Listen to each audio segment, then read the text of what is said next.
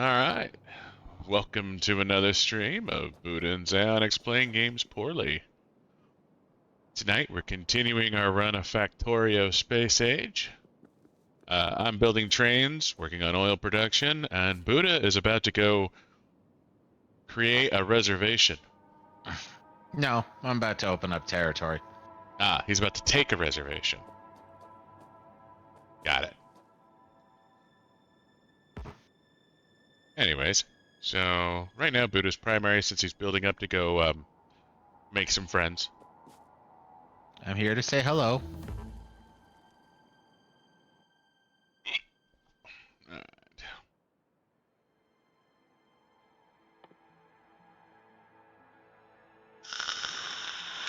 Whew. Apparently I need to take down spawners more. Iron, steel. I need plastic. It's always fun watching that like one biter that was a little slow to the camp just get run around circles. We can make ourselves some night vision once I get plastic going. Yeah, but we still need the armor, I believe.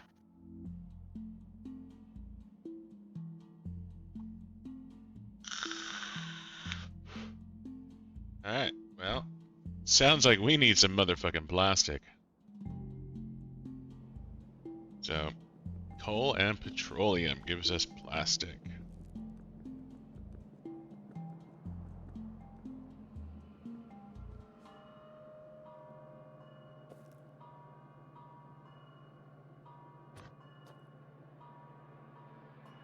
You know, they know I'm shooting at them before I even make contact with the rocket.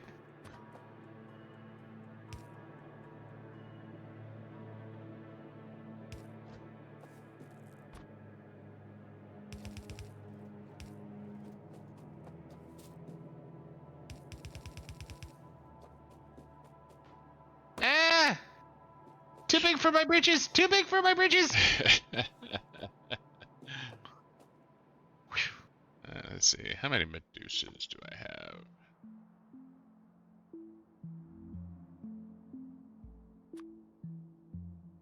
Looks like I have 4 Medusas already. This is why God created leg extenders.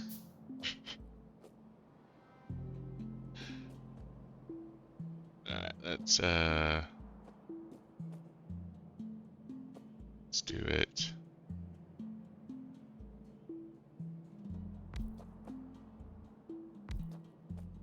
Whew. Thank God for health 3-gen injections.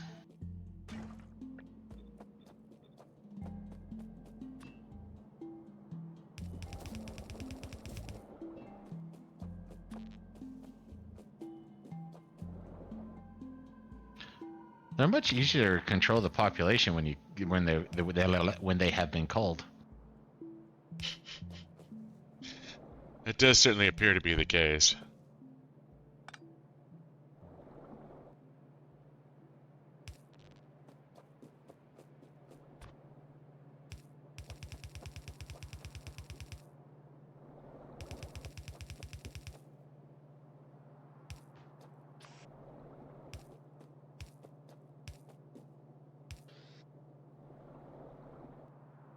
So, where do I want plastic to go?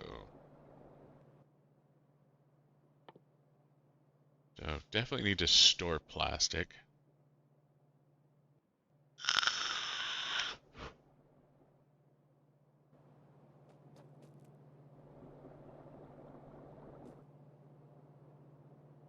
Should probably... Nope, they're too close.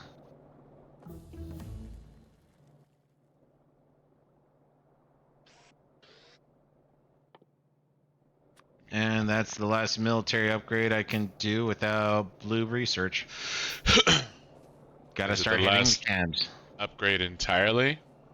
Or just blue? Without blue, yes.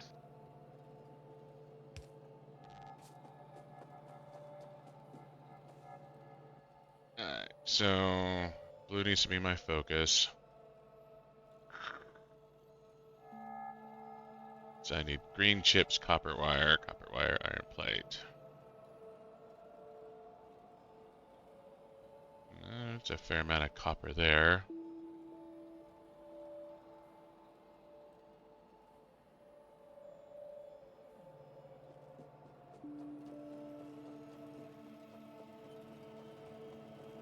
Huh, So they run away.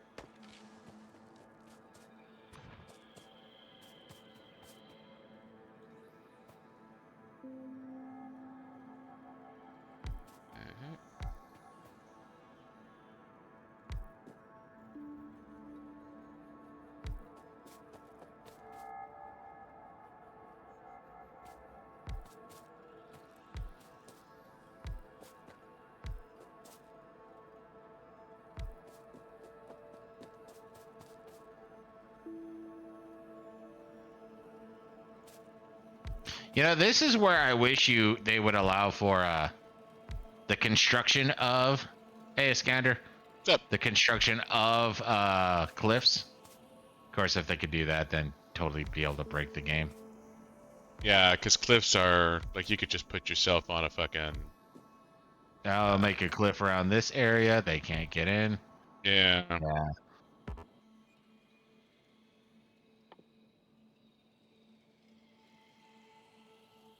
Where are my drills?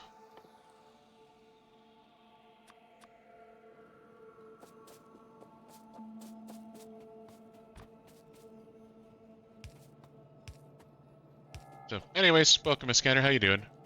Oh, absolutely. We are not one of those no politics channels. We are always politics all the time. Yes, we support the tariffs.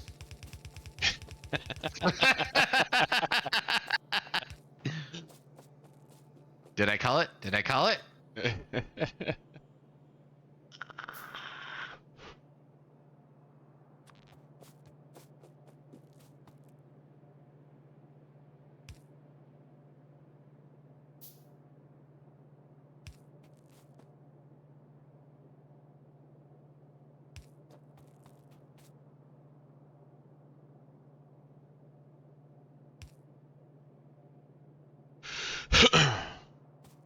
Do you think it is that Trump is gonna come after the narcos? That's harder to say, especially since if we're to actually be able to go in, then that would require actual agreement with local country, or else that is essentially an invasion. Yeah. Is that possible? Yeah. I'm To defend the not- narcos? No, to attack the narcos. No, the Scanner said they're about to have a gathering at the Capitol. I don't rightfully know.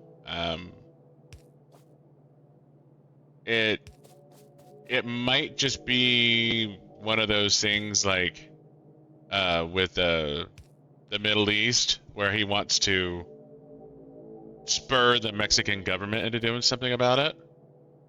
Either that, or because that's what it comes down to, is getting green lit. Is if he can get the government, the local government, to be like, yeah, come on in, dude. I don't think he actually wants to do it himself though. Like I think it would be a Well, that's where I'm thinking more joint operations, kind of pseudo NATO type thing, except fair. Like we'll support the Mexican government in their removing of the narcos.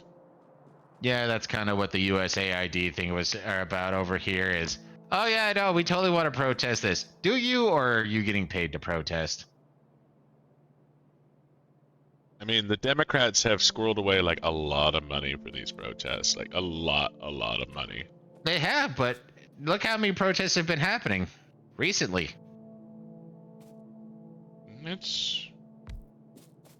been a few. Like, But have they been massive or just a few? I mean, I don't know how massive they've been, but I mean, I yeah, don't it know, would. man. Direct action is that's going to be the biggest crux. Honestly, the thing that I think would be more close to reality would actually be something more akin to what's been happening in Ukraine, where it's like, hey, man, we have this goal, but we can't precisely come in, so we might be able to train an arm, which generally isn't the best way, but it's a way that kind of Vietnam style, wash your hands of it. Oh, it's what the locals are doing. Yeah. Actually, straight up going in or sending in troops to kick ass. Well, you have the overt, which is like sending in the army, and then you have the subtle, which is sending in special forces. Yeah. Which, though, straight up couldn't tell you, Holmes. Wish I couldn't.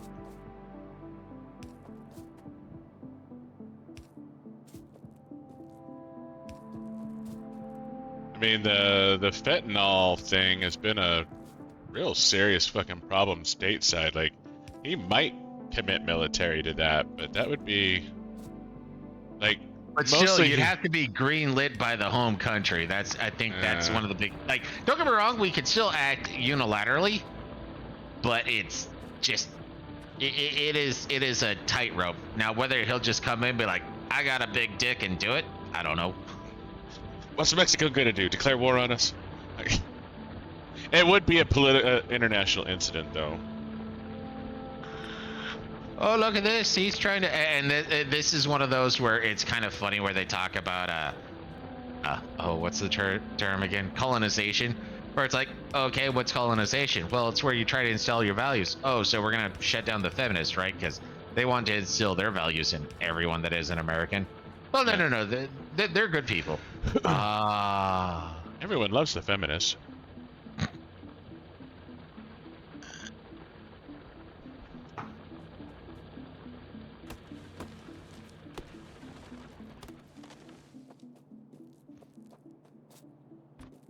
So let's do. No, it's actually kind of funny because recently that's been another one of those things that kind of sparked up again. It's like, woke was just trying to be aware. That's funny because you seem to not be aware at all. Yeah, awareness didn't seem to be their concern. Please, orange man. That was a scanner, not me. I mean, it was a little you, but Yeah, it was just a little me. No, it's. I mean, I do to a certain extent support it. I will not lie on that particular front. yeah, But then it just comes down to like how much are you willing, or are we going to be willing to invest, and how far and deep essentially are we going to be willing to push that? Because there's a certain amount of like, okay, clear out the deadwood, but then there's a certain amount that is also, well, let's say we do this, what's going to stop the next group of narcos from coming in and doing their thing? Yeah. Buddha's not going to deploy. He's out, dude. No, man, I'm an old fat guy now at this point. They wouldn't even accept me. Yeah. I know. Getting old is boring. Shit stops working, starts falling off you, like, just fucking bullshit. I'm just assuming that Zonix speaking for himself. Hey, Zonix, I think you need to fix the ratio on your upload, though. On my upload? Yeah, you're using like a quarter of the screen. Like, not you, all of it. Guess I'll refresh real quick just to make sure. Yeah, I'm. Okay, that fixed it. That was a me thing. Okay. Yeah, it should be pretty full screen at the moment. When it comes to that, man, it's hard to say because you have the overall political issues and stuff like that kick into play, and then once those start kicking into play, because international pressure still is a thing, kind of. Yeah, but I don't think Trump gives two shits about international pressure, if I'm being honest. He still cares to a certain extent. Like, my favorite was after the whole Zelensky thing, and then Zelensky's like, "Oh yeah, well look at all these other people who agree with me. Fine, go to them for aid." No, we still want your aid. No. Do we have a wood box? Yeah, it's near the, well, just straight up wood. Yeah, just garbage. Shit I want to dump. Go near the coal. Right down here.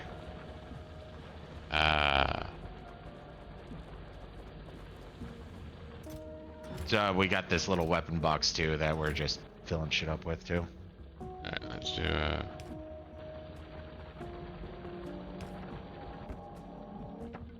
just want to dump my wood. Sorry, what is that? I mean, it's pretty funny, or yeah, funny, because the party in power right now was the one that worked most on driving people in order to get power, and now they want fucking unity. Am I missing something in that? Well, it's like when Obama campaigned on unity and then promoted fucking division. Oh yeah. Well, that's generally how it works out. Yeah, the people that talk about unity are like, no.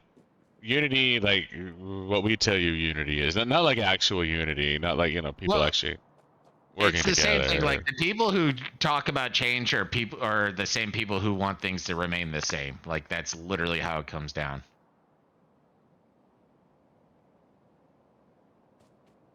Over here.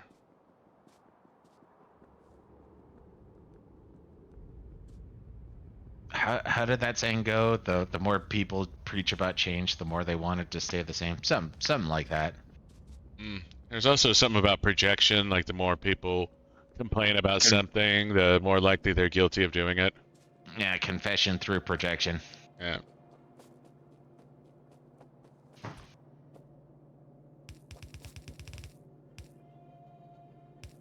No, and it's just one of those.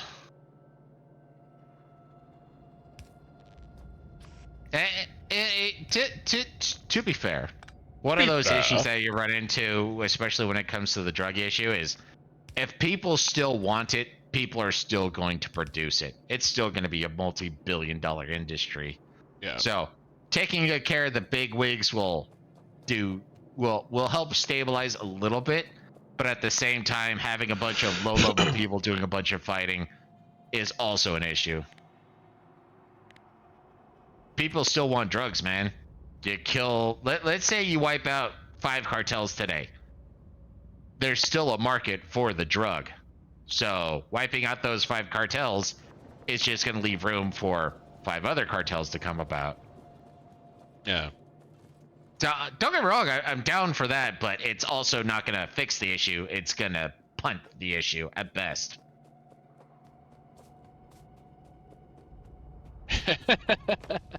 Fuck the Canadians. All of them.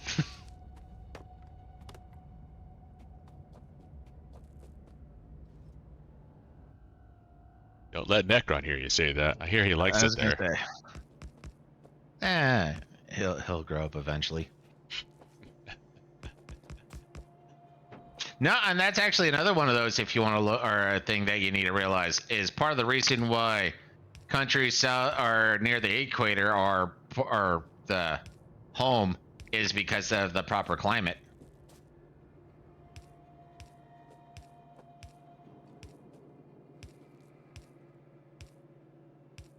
It's just an itty bitty thing, but I'm still gonna wipe it out.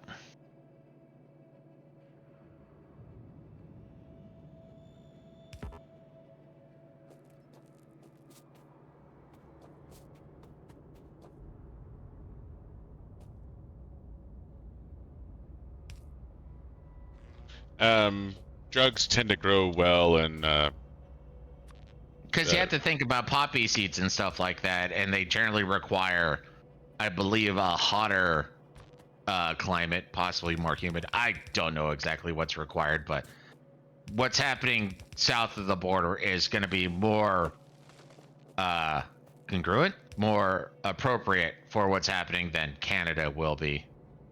And who knows? Maybe Canada will learn how to cold brew some shit. I don't know. But hydroponics that shit. But even then, hydroponics is expensive. Actually, that's still one of my favorite stories about how they found a big like weed dealer. Is because of the amount of heat their house is putting out, even though every other house had their roofs covered in snow, theirs was the only house that had no snow on the roof. Retro. Like that's up there with the whole New Zealand thing where they did a drug bust, except it was, you know, KFC.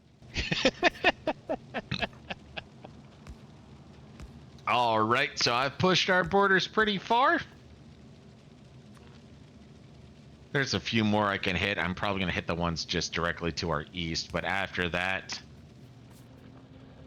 I mean, I could still keep pushing, but it's going to be what's the ultimate goal going to be, because we're starting to go out far enough that our pollution cloud's going to take a second. Yeah.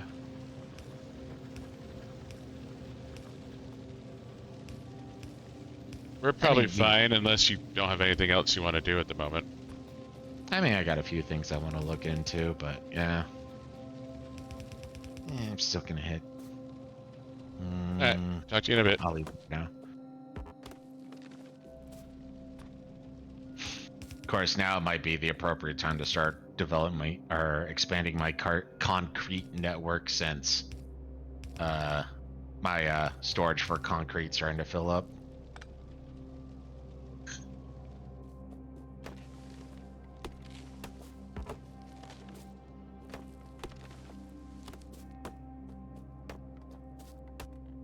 No, it'll be interesting and unfortunate for.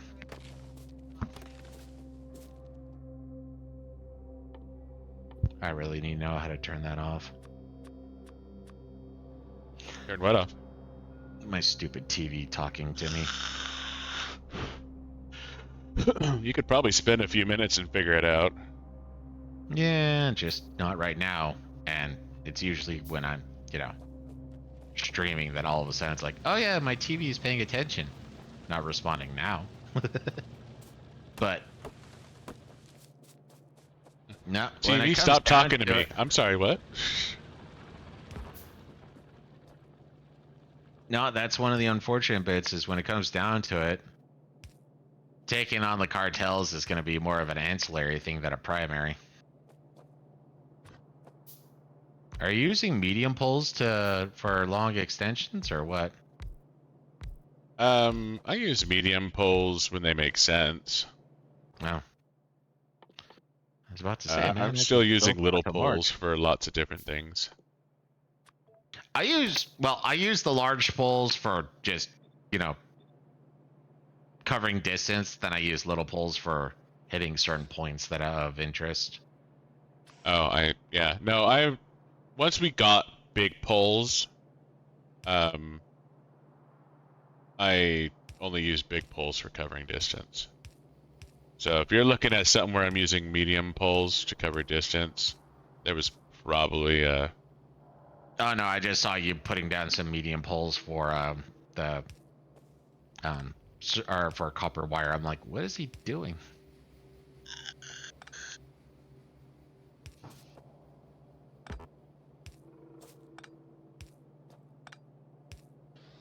Yeah, I wanted to. Yeah, go.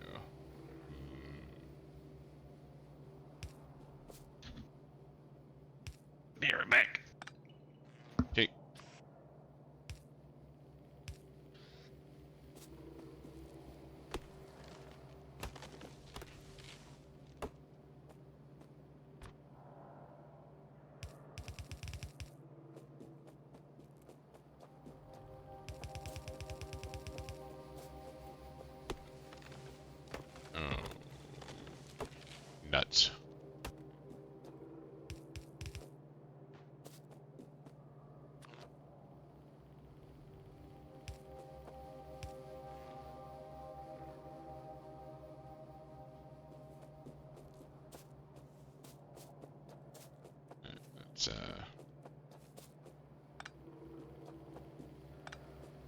It's gonna drive my OCD nuts if I do that.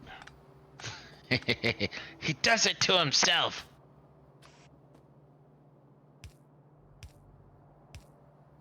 Sometimes I do. Sometimes I absolutely do.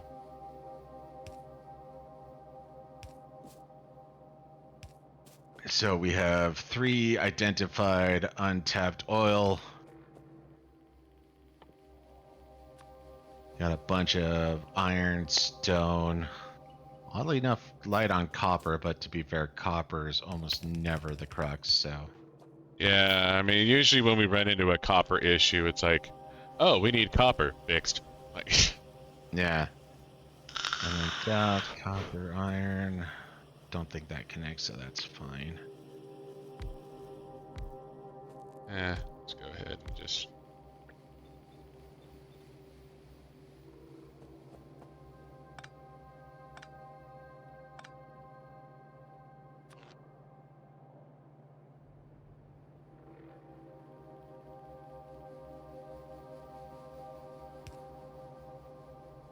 Like that.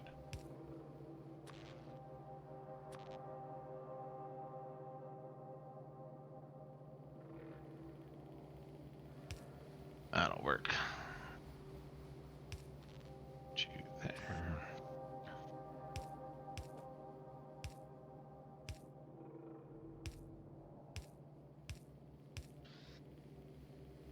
Oh, I already did all this in concrete. Thought it was stone. Okay, that means I can start with the international highway or interstate. Alright, let's see. I need copper wire. Where's my nearest iron? Hope you had fun while you were away. Welcome back. And so already went over to oil production. Connected up there.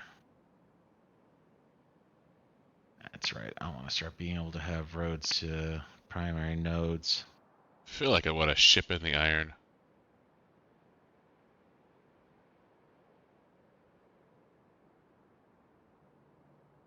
Yeah. I am a baby. I'm a big fucking baby. You know, sometimes that's a term of endearment, baby. Hey, baby. Bow chicka bow wow. I mean, I didn't know you two were that close, but you know.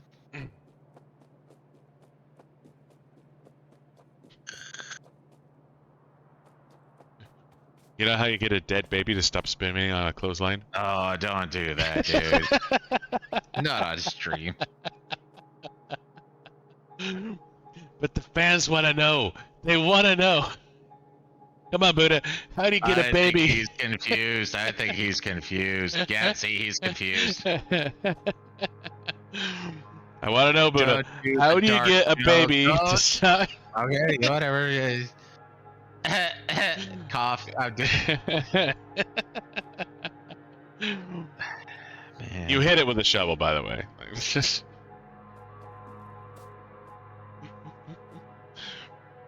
You know, I'm gonna ruin the jokes if you don't do the timing, Buddah. I don't feel like I don't feel like participating in this. I know I'm going to hell already. I don't need to blast that on the internet.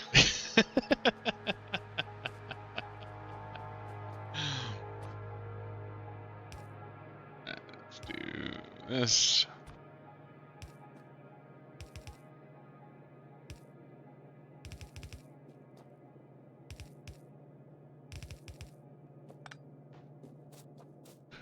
But the start of the riddle, Iskander, is how do you stop a baby from swinging on a clothesline?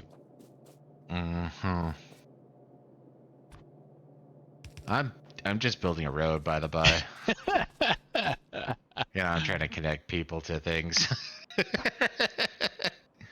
Alright, I need button confusion. I need to figure out what these fucking buttons do. Alright, no, I need more iron so I can build some more goddamn drills is what I need. It's better to stay that way, Skander. Well, it involves a shovel.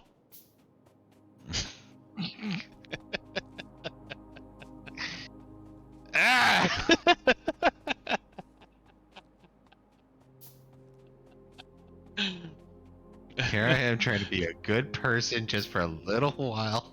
I just want to chop some trees and kill some natives, man. Come on.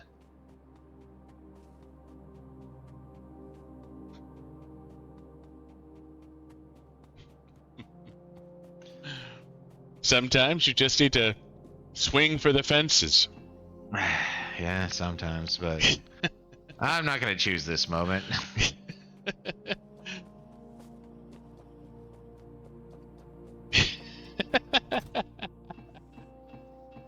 Buddha was the one who first told me this fucking Oh, joke. I list. I've checked it more than twice. And they're all funny, I'll let you know that. Alright, I need There's to. inside thoughts and then there's outside thoughts. This is not an outside thought time. I mean, sometimes you say the quiet part out loud. You know, it is what it is. Sometimes. I'm choosing now not to be my moment. He's wondering, might be overkill to concrete the rails or the inside of the rails. Yeah, we'll use it eventually, because the rails will become a walking path. I'll that's save that for later. that's unfortunate. This the pond? little fucking pond up here. Yeah. I don't think I can make landfill yet. Maybe I can. I think that just takes straight up stone though.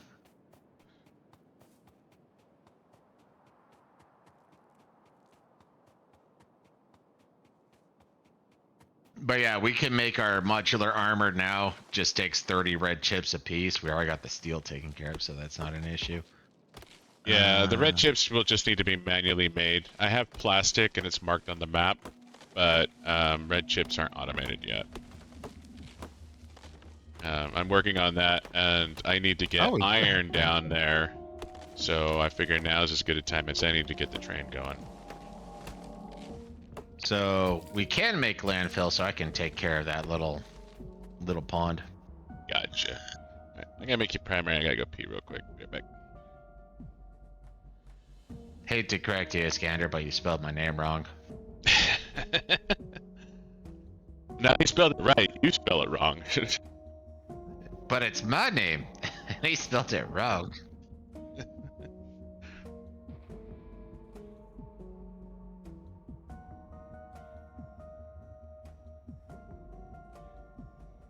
It'll be a sign of true streamer success when autocorrect spells it your way instead of the correct way.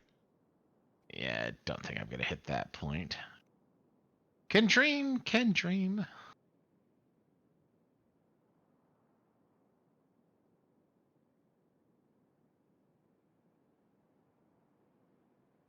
But yeah, I was right. Landfill literally just takes stones.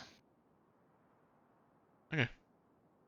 Yeah, you might have. I don't know. I might have said isekai. I won't say I didn't. Oh, there's stone up near where I want to use it anyway. So start making a huge landfill area. Alt, I believe. Alt. Yeah, can use regular factories.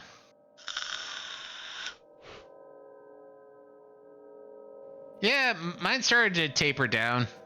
I still enjoy the genre, but at the same time, their failure or to be able to continue on has just been like, come on, you had a high point and you weren't able to keep going. Boop boop.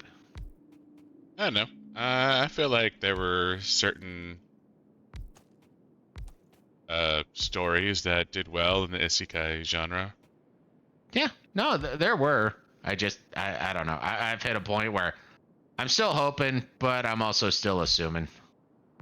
Well, and there's a lot of isekai that's just same old, nothing new to see here. Like,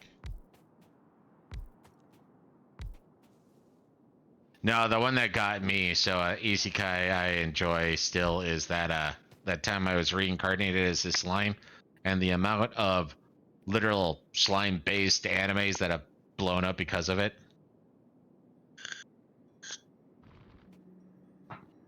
Have you guys seen the reviewers anime? That is going to be a no. I don't even know if that's an actual anime or if that's a YouTube channel. Sounds like a YouTube channel to me. Yeah. So, oh, that's right. Shit. Boop.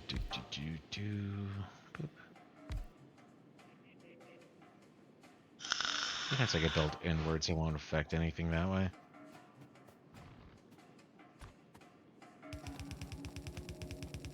Bold statement. Oh, speaking of which, Scander, that was one I was thinking about to bring it up. I can't remember if I talked to you about it. Shangri-La.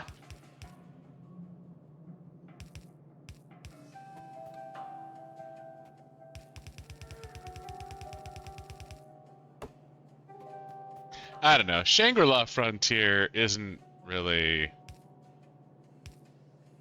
anime, or isn't, well, it is anime. It's not really isekai. Like,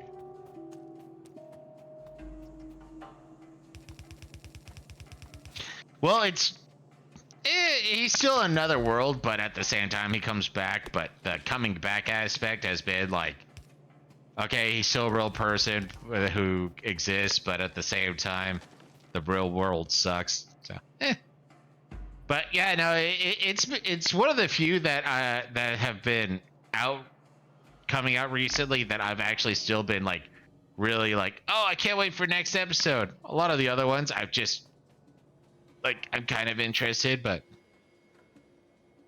I don't know. They've been lacking the weight or the pizzazz or whatever I'm supposed to call it. yeah. Okay, I guess that's.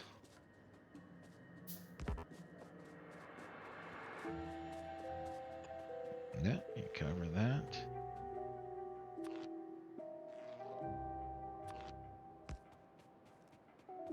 Okay, XioniX, I want you to know the stone field is mine, so don't bitch about how it's set up.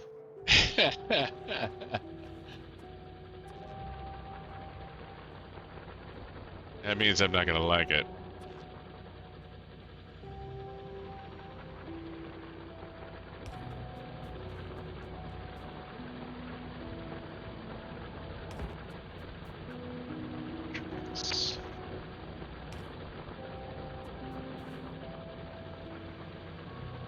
And I'm overkilling the shit out of this, but you know what?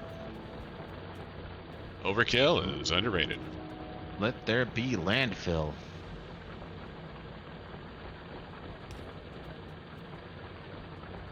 Okay, just to make sure I'm not being stupid right now. Oh, you So absolutely are, but if you press Alt and left click on something, it'll give you the breakdown, just as a heads up.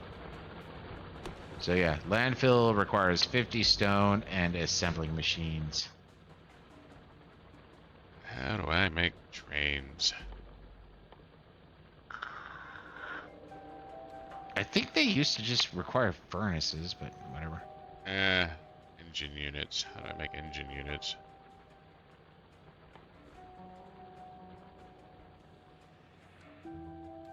Steel gear pipe. I have steel gear. Oh, can't be crafted by hand. Fuck off. What can't be? Pipe or engines. Engines can't be crafted by hand.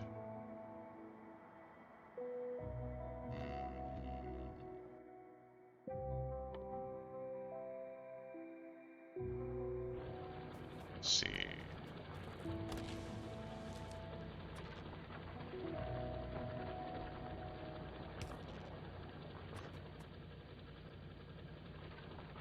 Whoopsie. That was not an intended delete. Where'd you go?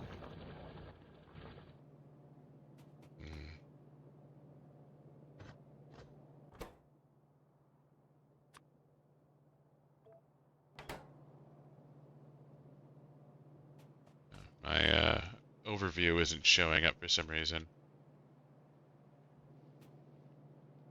The hell is that button that makes shit show up on the top of the... Top of the world? No, on top of your buildings, like what it's building. Oh, I think it's Alt. Roger. Thank you. Addy?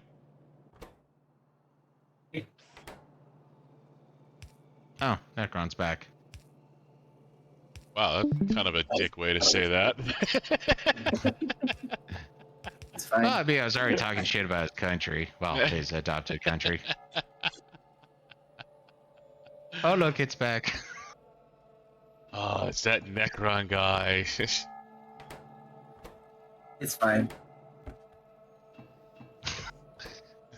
Stream already started?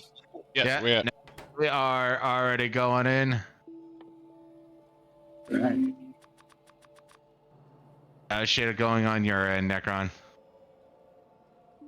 Going good so far. Going good. I should really automate pipe somewhere. Really should.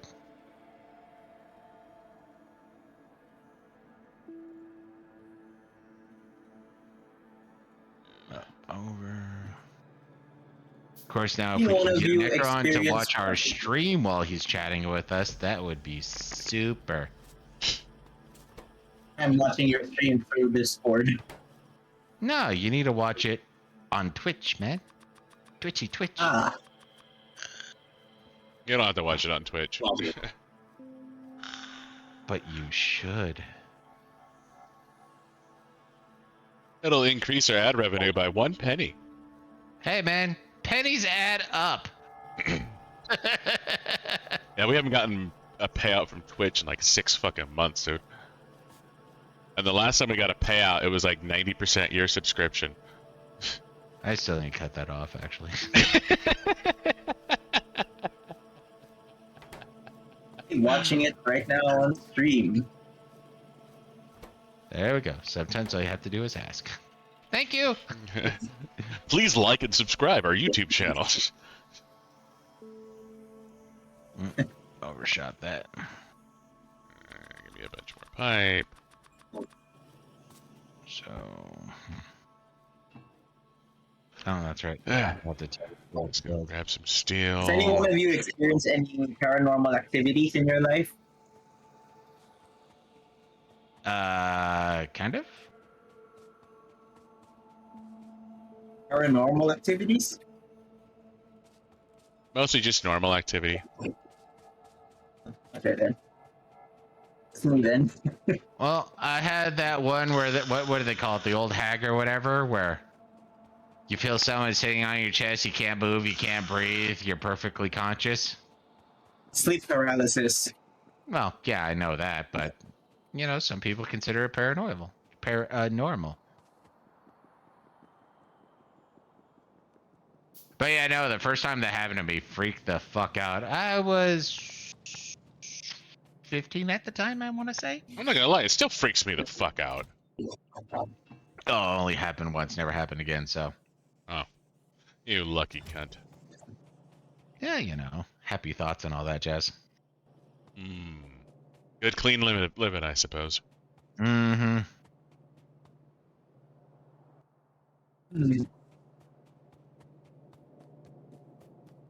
So, more tracks, more drills, more tracks, more drills.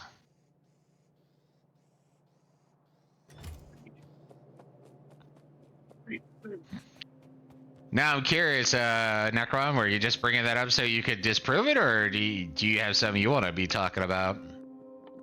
Because I had like 2, maybe 3 paranormal experiences in my life. Can't explain it whether it's because I'm paranoid or maybe because something else is at play. I really can't say. It still freaks me out whenever I think about it. It's kind of interesting at the same time. It being?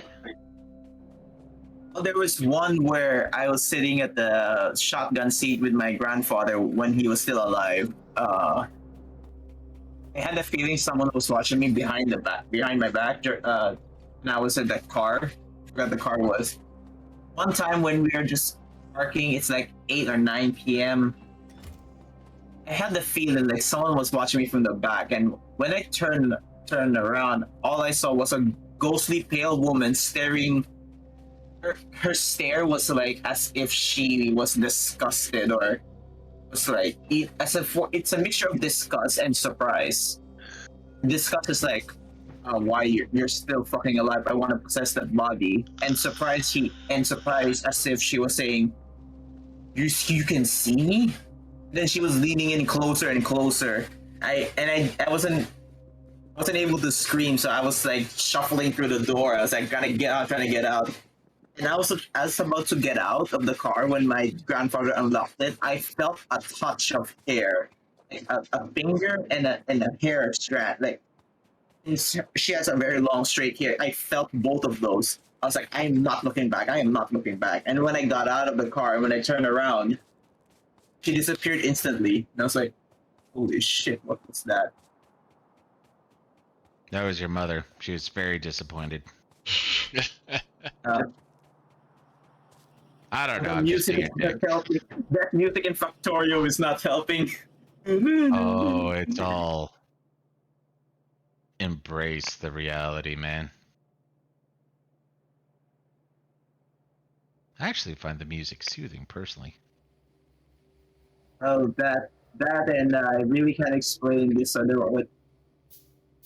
Like she was not I've seen before, and then it's like a few weeks after that. Whenever I get to wake up, we had a big bedroom, and then facing the hallway was a mirror inside the bedroom. So whenever I look in that mirror, I felt like I swear I saw a white lady just drifted, like floating, passing by.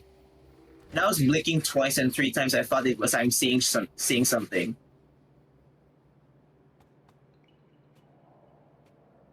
You know what And that makes me think of?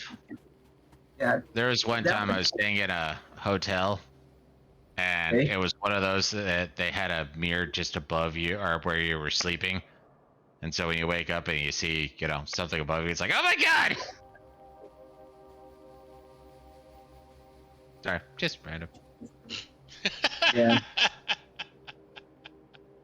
Um,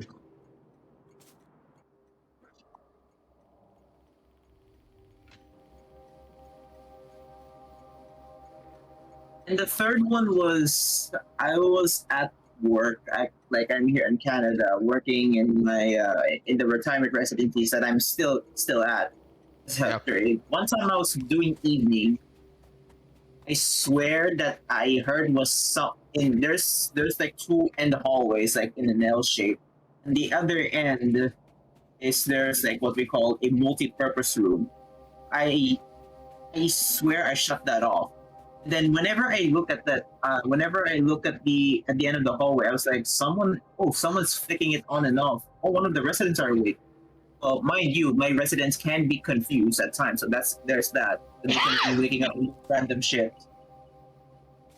I checked there to see who's awake, and it's still blinking on and off. And I was like, I'm gonna surprise this resident. But when I got there, no one was there. I'm like, huh. So The I lights were not you on. said you're working at a old folks place, right? Yeah, with dementia. So when you say a resident, do you mean a patient or do you mean a medical individual? We call them residents because they live in a retirement home, but we treat it as if they were patients. They're technically not patients, but we just call them residents.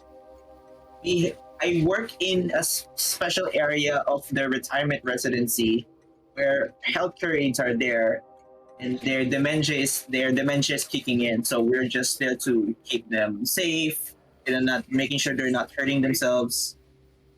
We still call them residents because they still technically live in the retirement home itself. No, and I get that. Yeah. I was just So we saying call 'cause them- that's one of the terms for like doctor in training too is resident. Well, at least down here, I believe. So it's like I'm gonna scare a resident. It's like you're gonna scare another doctor, or you're gonna scare somebody with dementia, which makes you a monster. What I'm saying, not scared, I said surprised because I knew the residents there. They're familiar with me, so I'm just gonna give like a playful surprise. Hey, what are you doing here? And they'll be like, "Oh, Boom, motherfucker. We had these kind of place before. Even to this day, most of the residents are familiar with me at that floor. Yeah. So we're chill with each other. But I was surprised no one was there. So I made sure to turn the lights off. Okay, and then I went back to my station. And then after 30 minutes, I looked back again. I was like, why is it flickering on and off again? There's something wrong with the lights. I went there, and it stopped. It stopped flickering on and off. It stayed on. Then I stayed there for like 20 minutes, making sure. Because if I stayed there for 20 minutes and it's still flickering on and off, it's mostly a bulb problem. It's a light bulb problem. Yeah. And I made sure that the light switch are on. So 20 minutes, still on, no flickering. I was like, I must be very tired, and it's 1 hour before my shift ends. It's 12 a.m. I was doing an evening shift that time. Yeah. And 11:50, 10 minutes before the next person comes in to take over my shift, I look back again, and I saw the same area flickering the lights on and off. I'm like, I am not going in there. Fuck them. Oh, You know hell what's no. great about that? I'm like, It's an fuck old that. folk I trying ain't to mess going with in you. there. I might see something that I would regret. So I was like, nope, I am staying here at my floor. I'm staying I'll here let at the my next area. person deal with that. I ain't no hero. Yeah, I was like, yeah, I This was ain't like, my fucking I problem. ain't dealing with that shit again. I ain't dealing with that shit. You know, curiosity almost got the better of me. Like 5 minutes before 12 a.m. I tried to get halfway before entering that area. And then I felt something off. Like, it's like telling me you shouldn't go further. You might feel something evil, I guess you could say. And I was like, yeah, I'm going back here. And then I just waited for the next 5 minutes. Oh, the next ship comes in. Oh, thank goodness. I was like, okay, this, and that. And we did some reporting. And then and before I went out, I was preparing my bag. I was saying goodbye to the person that is taking over my shift. I looked back at the same area. And it's still flickering on and off. And I'm like, well, good luck to that guy. Come play with us, Necron, forever and ever. And then the next day, I bought like a fucking flashlight taser. I'm like, I don't care if this is a ghost. I'm gonna taste this. I'm gonna taste this ghost with the power of electricity. Are those legal up in Canada? The power of Christ compels you. You can legally own something, just don't show it off. That's basically it. Well, I was gonna This is say a that weird was. law. Yeah, I mean, there are things. It's like in other countries, like it's illegal per se, but as long as you don't show it off to the police, you're good to go. If it's not seen, it's not illegal. I mean, that is the most American sentiment I think I've ever heard. Like, Very. if no one So, like, sees it, it's 100% legal. Like, I was told by a lot of Canadians there told me as long as you don't show it off to the police, it's gonna be fine. Don't be a dumbass and show it off. Like, hey, can I carry this legally? Of course they're gonna say no. So I bought this thing online, officer. Do you think I could carry this around with me, or will this get me in trouble?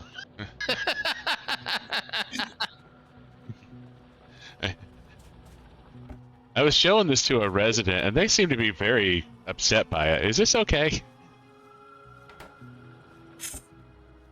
Imagine you're like, and the method officer's like, oh, how of a dumbass are you? You should have told me that. And now I'm gonna have to fucking confiscate that. And Now arrest that you. you've shown this to me, I now have to do something about it. This is where, if you watch some like lawyer shows, at least down here in America, Yeah, classic rookie criminal mistake. You talk in hypotheticals. If hypothetically I were to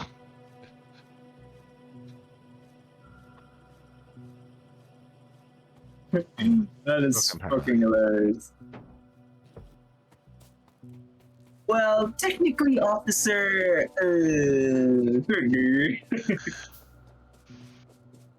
I'm just trying to make sure, You know, I'm Yeah, don't want to get in in a hypothetical. trouble.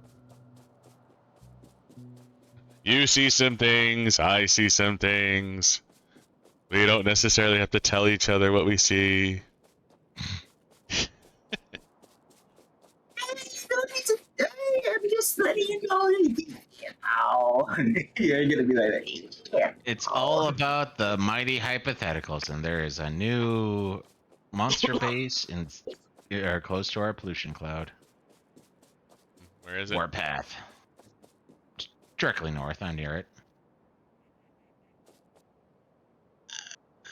Let's see, I need iron drop down here. No, that's one of those issues with the whole multi-state thing. Is I've heard some stories where it's like, I got this gun I own completely illegal. I go into another state and it's like, hey, do you have a weapon? And trying to be a honest, good citizen, they're like, yeah, I have a weapon over here.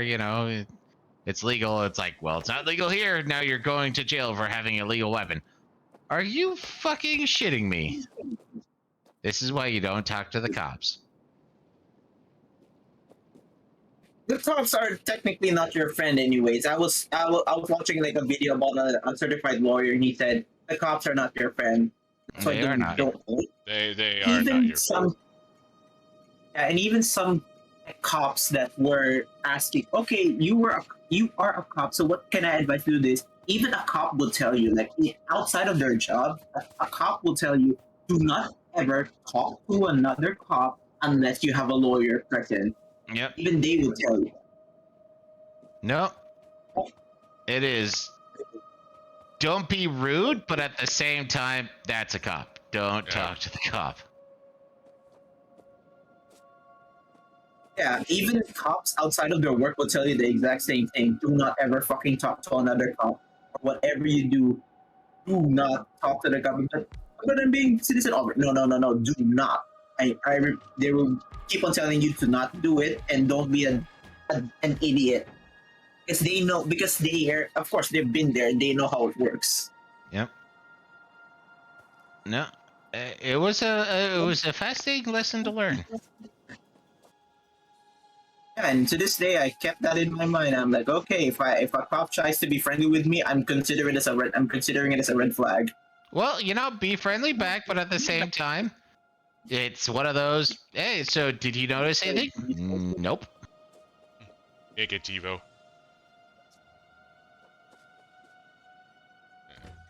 No, and I still need to look it up. I forget the proper term for it, but there's actually a term for the investigation methods that they do. A, and B, one of the things you have to worry about is how they will say something, so you have to redefine it or re-quote it instead of just agreeing.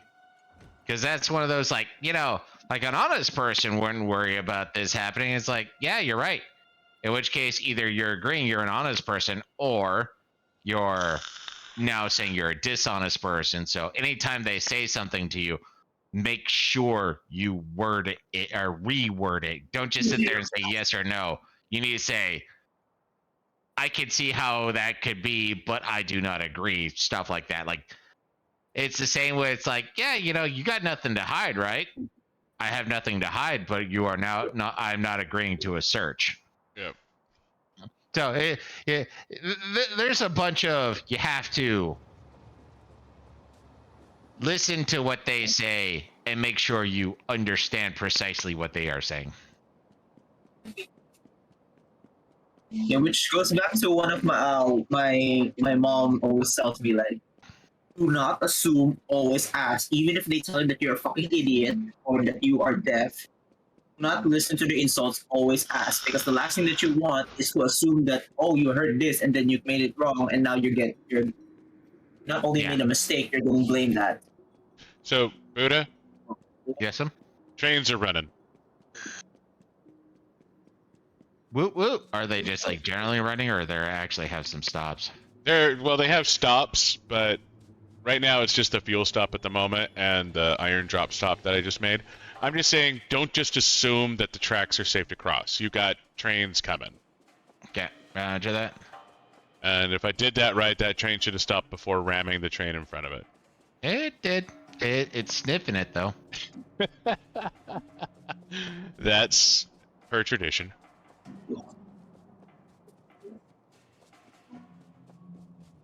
Yeah, green has. yeah. You set it to manual, so No, green's on automatic. I set him first. Now I'm gonna set red. yeah. Well, that's what I'm saying. Is that's on manual. Yep. So.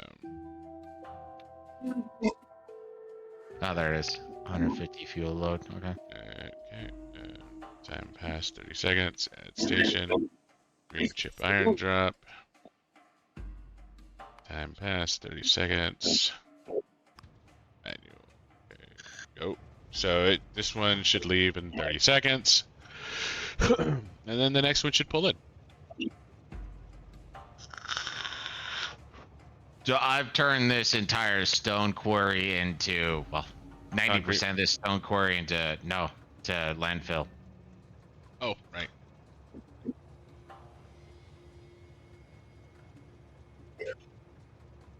Locomotive, Alexander Krasnov. Bye, Alexander! Crush enough. New train comes in.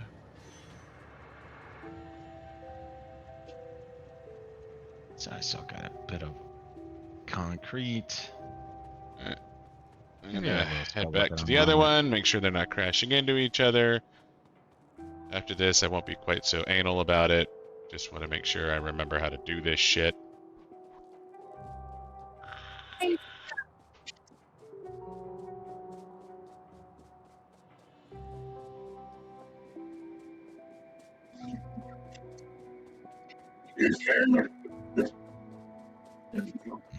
Whoa, I think Necron's been possessed.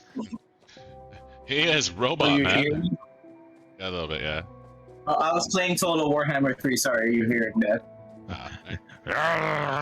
Oh dear God, Necron! Why? Oh why? Especially since you started off with the question of, have you ever experienced paranormal activity? You have now. Blub, blub, blub, blub, blub. This is what happens when poltergeists are on your stream. Bye, Red. Have fun, Red. Boop boop.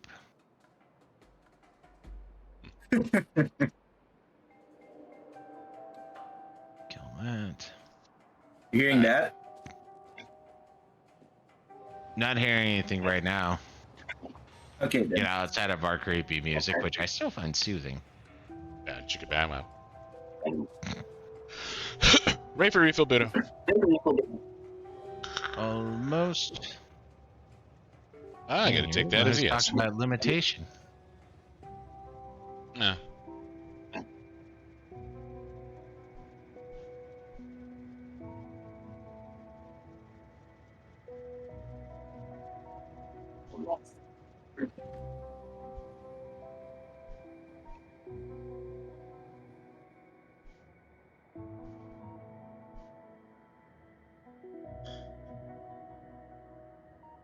But yeah, no, I need to solve the problem of getting iron down to my red chip factory.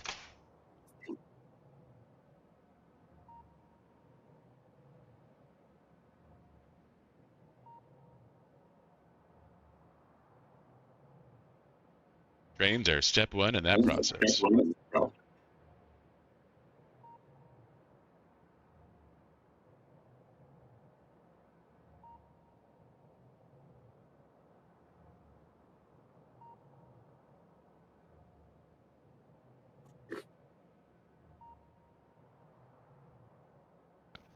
I don't know how to build a concrete turn lane, but whatever. Neither do most major cities. That is true.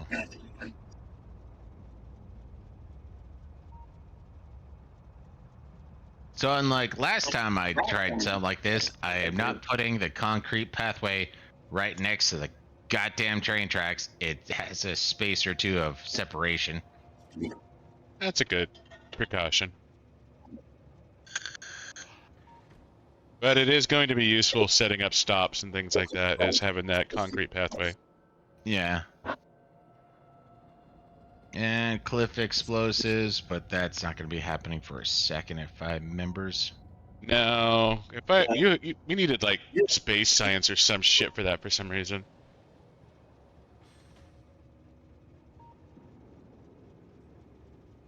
Like they buried cliff explosives. Artificial soil. Create soil for seeding more plants. Ooh. Oh, you can build plants. And that looks like it requires foreign soil, so that's not going to be a thing that matters. Nuclear fuel reprocessing. Of course, the one that only matters is this Corvo enrichment, which requires space, which is literally red, green, blue, and space. So I'm going to be a little curious about the step up in that. Yeah. You need to do some sort of crazy weave with how many sciences they have now.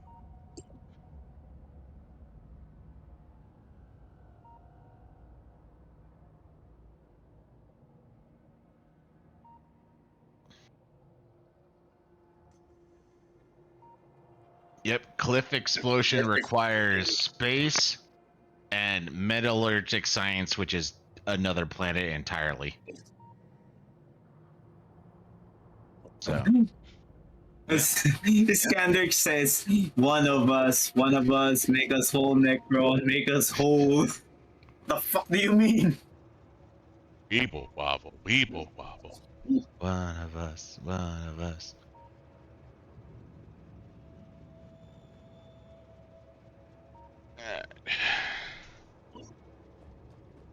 I hit you right on the train. So based on how this works out, southeast, nothing there right now, but likely to be a threat. Well, southwest. It's gonna be fine. Yeah, I'm gonna have to redirect my attention to the north since that's desert. Okay. Yeah, desert doesn't stop pollution for shit.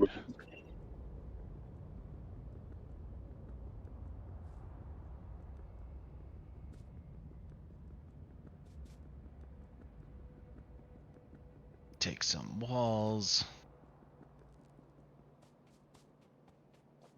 Let's up our turret.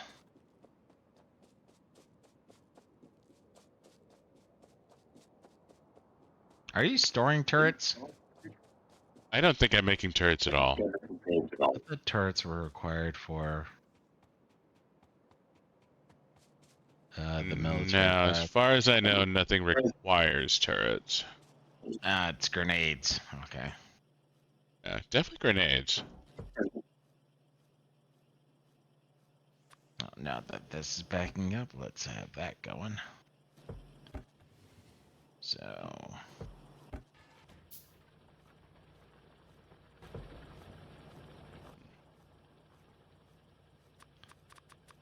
Iron. Yep, I need just a bunch of iron. Just chew on some more pipe.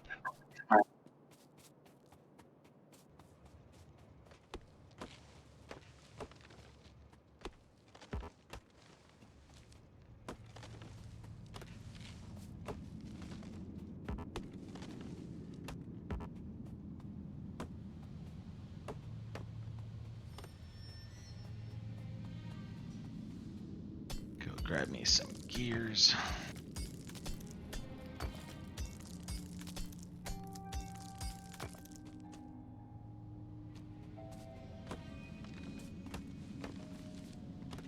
How the fuck do trees grow in the middle of an iron pit?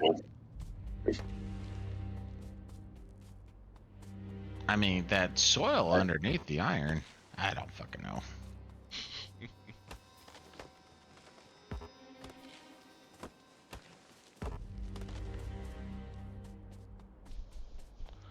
Just all of it.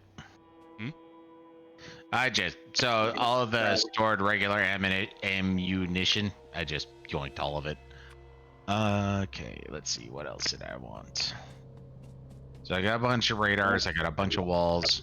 I got way too many radars, but that's not going to be an issue. I mean, you'll use the radars eventually. Like, Yep. Don't need to be running around with all the wood. That's gone. so.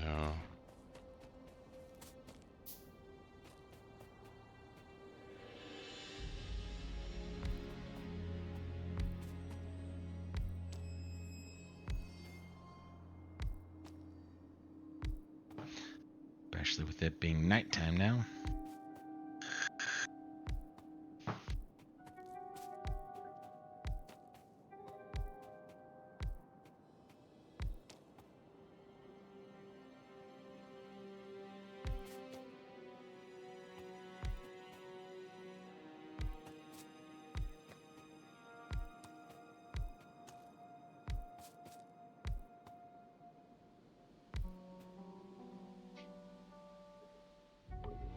Need more drills.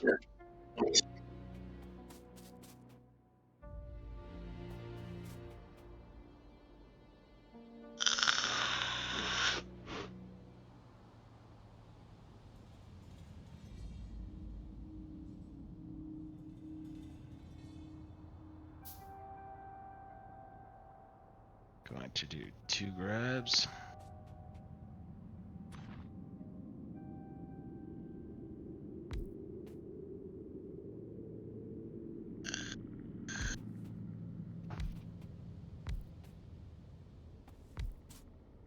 And now that you say you need more drills, I realize I'm low on rockets. Yeah, because drills equate to rockets for some fucking reason. It equates to I'm short on something. Well, correction. Am I short on something? Then you realize it's like, hell yeah, I am short on something. I better rectify this situation. XioniX is whinging. Is he whinging for good reasons or bad? Inching. Bad. Let's see. Area to the right is pretty clean. Let's just do that. I'd rather build into the forest instead of away from the forest anyways.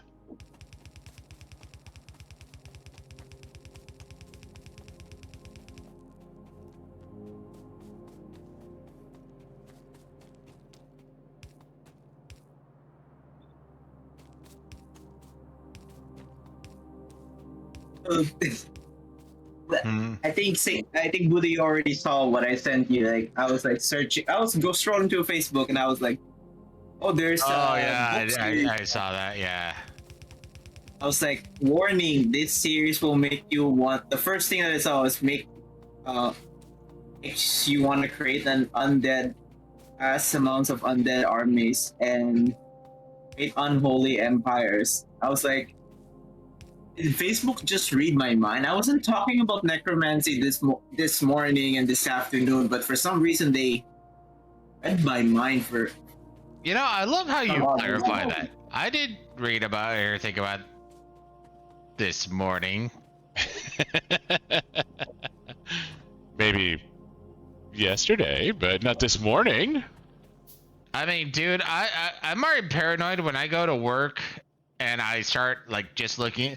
Like, I'm not even looking up something specific that I do at home, and then next thing I know, here's like 4 channels. There's like I've looked up all 4 of those. Why are you watching me, Google? Fuck you.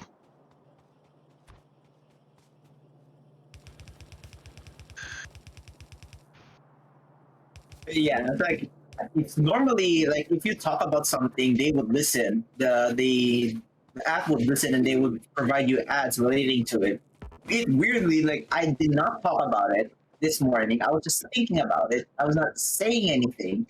Yet You know, it's still that fact that you had that clarification this morning that is still just puts a smile on my face, or it's like, ah. So the fact that you were thinking about this morning makes it weird. I was, yeah. I wasn't thinking about it, but I was like, damn, this AI is getting smarter and smarter every day. They're looking at my facial expressions, man. It's I feel like if it's my facial expressions, I was like, does my face look like that I want to create an undead army right this instant AI? Because my face says I want necromancy to be real. And then when I look at my own face, I was like, that's not the face of a true necromancer. It's just the face of a normal fucking dude. The AI says, he's like saying to me, I saw something deeper. I saw your deepest, darkest desires. I'm like, ew.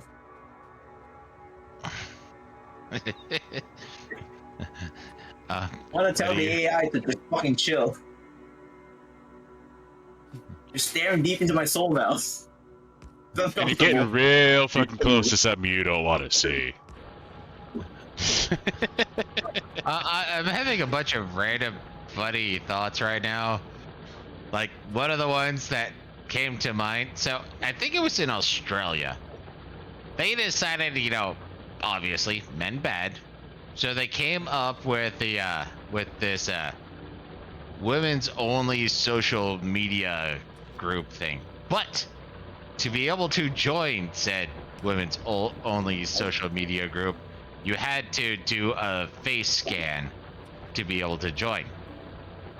And well, there's a group of individuals that exist in modern era don't have the mathematical faces of females. And so they sued for not being able to join a women's only group. And it's like, hey man, it's the AI doing math on your face. Yeah, you look like a dude. I don't know if that lawsuit's still going on, but I have to admit, I was laughing my ass off when I saw that. The AI is not wrong. The AI is based. It's based as fuck. The AI is doing what AI does. Ooh. And the AI saying, that's a dude. AI is based. So, there was this dude who found that a hot crazy scale video. You remember that, XioniX? Yeah, I remember the hot crazy index. And he was watching it, totally forgot about. Well, I remembered it as soon as he showed it to me. You know, any girl named Tiffany. Yeah. But then he's like, okay, so here's how it works. Every female is at least 4 on the crazy scale. Bare minimum, it's just a fact. You don't know where, when, why, or how, but baseline 4. And now if you ever meet a girl who is above 8 hotness, but below 5 craziness, I'm gonna tell you right now, you're talking to a dude. Yep. I totally forgot about that at the end, where it's like, oh, that's right. Man, this is some red pill shit. Nope. Dude, this was from like 15, 20 years ago. I couldn't tell you. I just remember seeing that with, wow. That's a dude. Okay. All right. We could do learning time real quick. I mean, we can. Medium worm. What the fuck? Scandals is. What the fuck, indeed. Reality your story, I think, kind of proves the point where I think the AI is looking at my face and it recognizes that I desire necromancy deep inside my soul. I mean, part of it. Maybe it's like telling me, I know what you want, Necro. I'm giving this to you because I that's even more disturbing the way you put it. Like you're making it worse. I know what you want, Necron. I mean, what else am I supposed to say, man? How can I explain that? Like I said, I'm quite. I'm Hey, gonna Jim, check clarify. it out, response, I and I did got not the thought terrorist about mouthpiece necromancy with me. this morning. I did not. This is thought about it. introduce yourself. I'm thinking Daniel about- McClendon. And that's I am still the one of the custodian to funnest Camden Mafia or and funniest the clarifiers. I didn't think about necromancy this morning. They should not judge me. I was trying to, but these two aren't watching. They aren't paying attention. All right, I'll just send the I link. was like,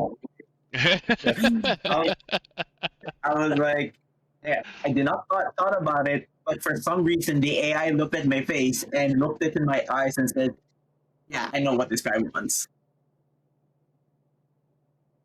I'm like, okay, they guessed it correctly then. And now I was like curious about this. Ooh, Awakened Online. So it's more like going into the world of gaming and all that, blah blah blah, and shit. Similar to Sword Art Online or Overlord. I was curious as like, huh. I think this took inspiration from Overlord because the fact that the main character in the picture itself is like, oh, he's a necromancer. It's the curious like, why did he pick it and when? So it made me curious like, oh, maybe I should get into this series. Maybe I should like listen to the audiobook. Like, all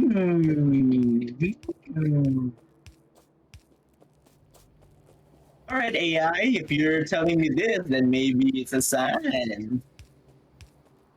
Either that or it's trying to manipulate you into something. What could it possibly be manipulating me to? Hey man, you have your own kinks and shit. I just over here. Into buying something.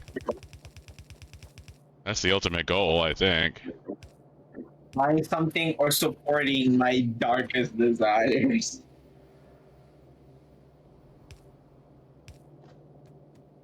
Either way, I'm interested. Roko's Okay. Basilisk. Haven't heard about that one in a second. And Yeah, I introduced these guys to it for a while ago. Oh,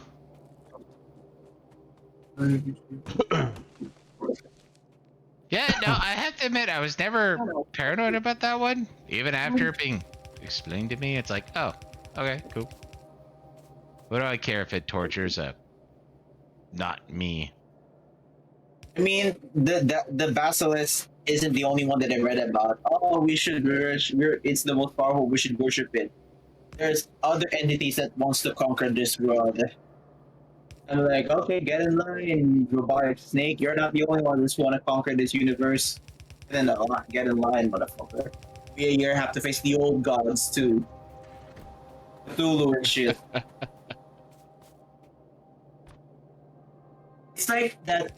There's this one joke where the guy says, like, there's a comment where I was watching like the top 50 rituals known in the Japanese culture. One guy is like, for example, he did ritual 7, and the rituals, the some of the ghosts and the ghost says you're gonna die, and then the comment says like in the end, well, oh, you're gonna die. Me has done the other rituals in this list, and tells the ghost, get in line, bitch. You're not the only one that wants to kill me.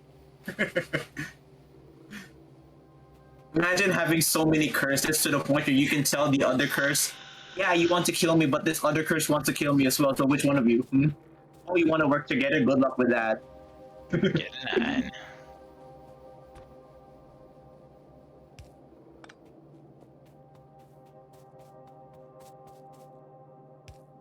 I mean, that's kind of fun. That's kind of funny if I were to think about it. It's like, get in line, bitches. You're No, sorry. I'm sure if you look at the meme, it'll be. I'm gonna go being a prick. It'll be more humorous. But when it comes down to it, it's. Now I'm trying to think of the appropriate way to portion that.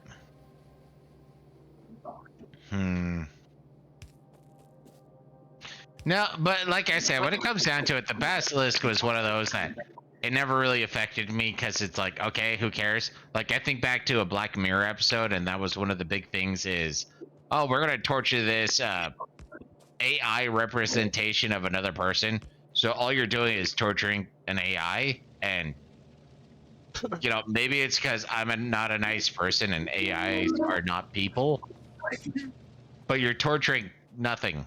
You're literally it's worse than burning ants with a magnifying glass type thing.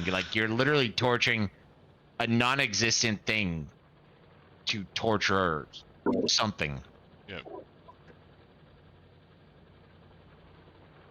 Which, in my estimation, makes you a horrible person. That's a shit ton of worm colony. I don't know if I need to worry about load balancing on this. Probably not. But yeah, no, I know where you're coming from on some of that, but at the same time, I'm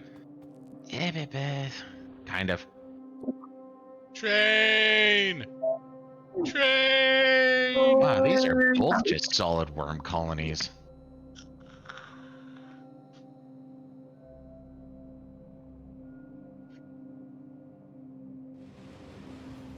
Nah, two of the ones that come to mind for me though that are funny, but since I can't recreate it perfectly, it'll lack a certain amount of pizzazz. Is XioniX will be able to recall both of them. First one is guy with very powerful lights. That one still kills me. Yeah, that one's great. But it's, a dude decides that his porch lights need to be something that's the equivalent of, those lights that light up the skylights, just. And then the other one is dude who made my burrito last night. Yep.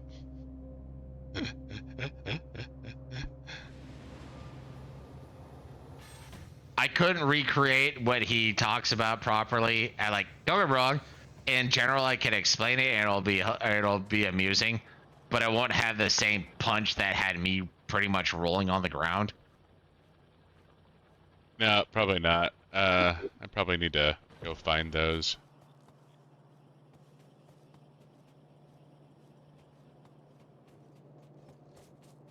One of my favorite things to be in any movie, games, or what. If I were to choose, not overpowered, but something that is fun to do, is the ability to break the fourth wall. I will be the only one, or at least I will be one of the few people that is able to talk to the viewers, the directors, getting out of the movie scene and just talk and converse It'd with be them. amusing, but wouldn't you have to understand you're breaking the fourth wall to break the fourth wall? Yes. And it will be worth it. I don't care how hard it is. I will want to try to do that as much as I can, because if there's only one power that I want to keep, is that one. Yeah, I may not be controlling reality and all that shit. It's so amusing to be like, you know what? I'm just gonna talk about it and just make fun of every. The Emperor's New Groove. He was, that the movie, The Emperor's New Groove. I haven't seen it in over a decade, but yeah. The llama guy. Before he turns into an animal, he's the only one that, even if he turns into an animal, he's the only one that can pause the scene, drew funny faces to the people he hates, and then erases it because he vented out the anger and was like, okay, see, funny scene.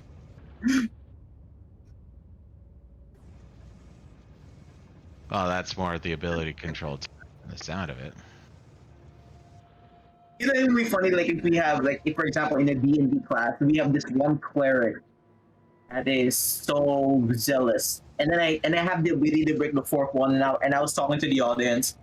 Everyone, please don't take everything with a grain of salt, and everything here is satire. Our cleric here is being an overzealous fuck, trying to praise the emperor and shit. Don't ever take it seriously, because it's more of a joke. He represents as a joke. And when I was talking to breaking the fourth wall, the cleric is like, "Who you talking to? committing heresy. You're talking to a demon. Heresy, heresy, heresy. And I was talking to the audience and be like, see what I mean? This idiot is being overzealous again. And I was able to Emperor protects, man. I don't know what you're talking about. He's talking to a demon. Emperor protects. That's fucking hilarious.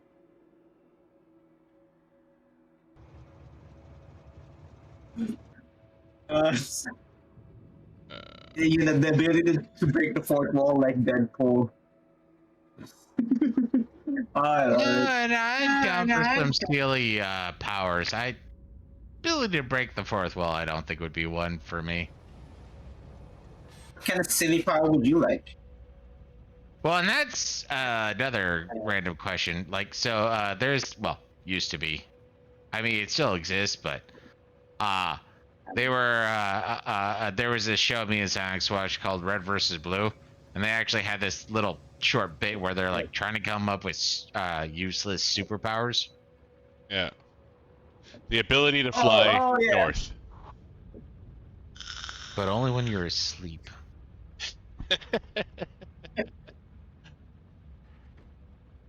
Only when you're what? Asleep. I don't think that's exactly what he said, but the ability to fly, but only north. Like, that's one of those. So, did you ever watch an anime called My Hero Academia? No, but I heard of it. It's decent. It's the best way I could put it. Like, I enjoyed it, but it's not great. And they had some super humans that had abilities that they show you being awesome, but there are times where it's like, actually, it took a very long time for them to figure out how they could actually be able to use it that way. Like, it's not a readily apparent badass ability. It's just, yeah, dude can do whatever. So, like, there's this one dude. He has the ability to go through solid matter, but they treat it more as real physics. So as you're going through solid matter, you can't see anything, you can't breathe, you have certain effects that still apply to you. So it was one of those, like, it didn't work initially because of restrictions, but after, you know, trial and error and learning exactly how to make it work for him, that it became an ability that looked actually kind of broken. Because there's, I have super strength, I can grow, I can super healing. Like, these are readily available badass abilities. What are some, or could you come up with ability that would not initially be badass, but you could turn into a badass ability?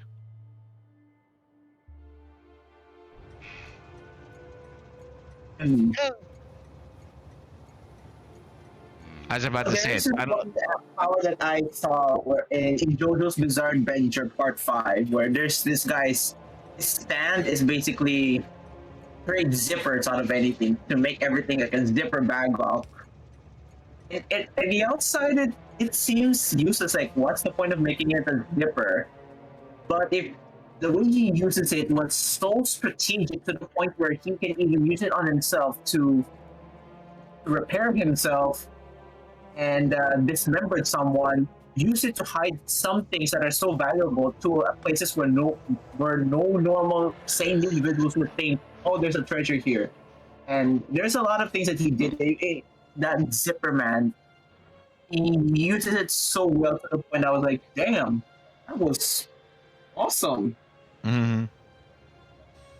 Yeah, and that's one of those that just stuck with me. It's like the trying to think of abilities.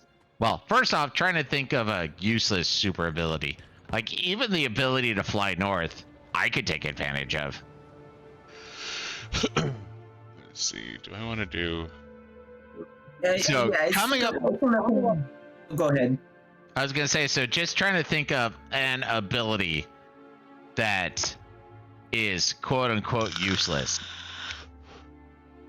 is a kind of an interesting thought experiment. Like, could you come up with an ability that is completely useless?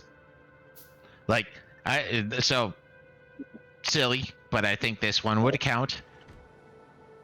The ability for super smell but you can only smell farts. But if you can differentiate people's farts, you can still use it for something.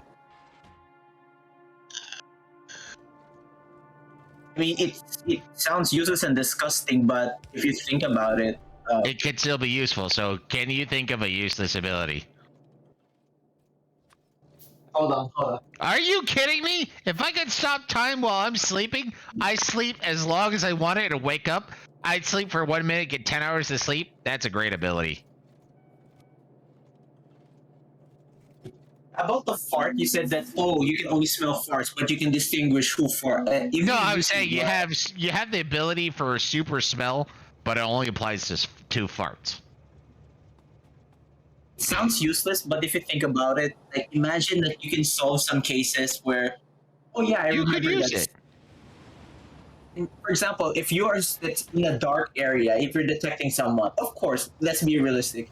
Some killers, psychopaths, they can eat something that can make them fart, right?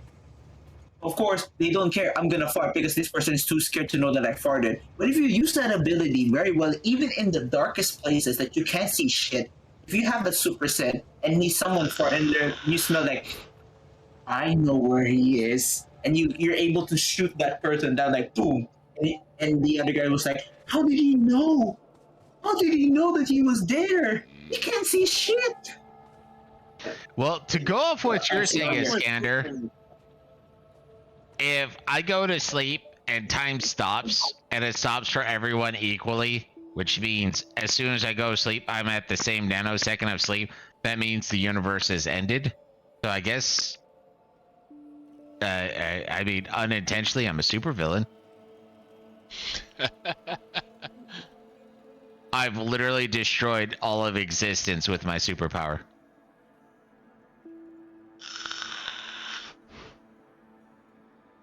Let's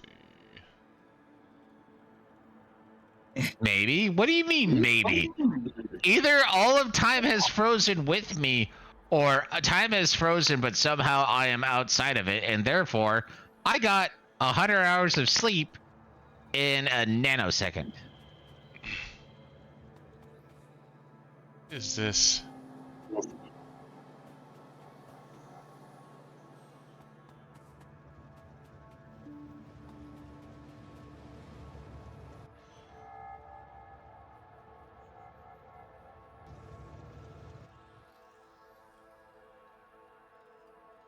Yeah, in short, Wait, it's how like, am I just arguing? You're the one who said, okay, time stops only while you're asleep. Okay, if I'm asleep but time stops, that means, don't get me wrong, I'll age quicker than everyone else, but I'll be able to get 10 hours of sleep in an instant. Oh, okay, fine. Here, I thought I was trying to prove or disprove something. You're just saying stuff. Got it.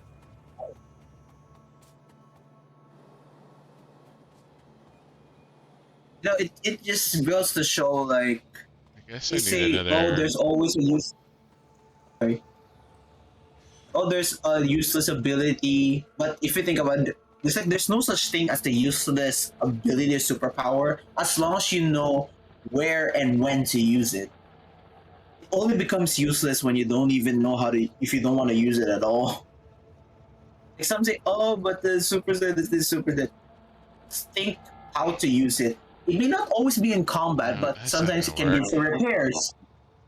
Can be for repairs, to heal, to think, to solve patterns. Yeah, they're going to always be used. You know, I think Family Guy actually probably came up with the best one, not gonna lie. Is the ability to grow your nails at will. You're like your own kitty. But you can grow your fingernails, your toenails, and don't wrong, I'm sure at least with XioniX, you know, he'd be nice to grow a fingernail, crack open a soda, cut his fingernail, and be done with it, but Yeah. just being able to grow your nails at will is pretty up there with useless. I could find a use for it. Actually, for me, I'd probably go the other way. Is I would grow my nails to the appropriate length and then just leave them there. Never let them grow again. Like, toenails are this long, happy. My fingernails are this long, happy. It wouldn't be awesome, but it'd be great for me. Not even gonna lie. I have dealt with enough hangnails, ingrown toenails, and shit like that. If I can control the growth of my nails, I would not be on any newspaper or anything like that, but I'd be happy. Happy. Seriously, the amount of shit I've gotten out of my fingers and stuff like that, just because, oh, you got a hangnail, then all of a sudden I have to spend the next week just like literally lancing pus out of it. Painful and annoying. So yeah, wouldn't be super, but I'd be happy. Happy, happy.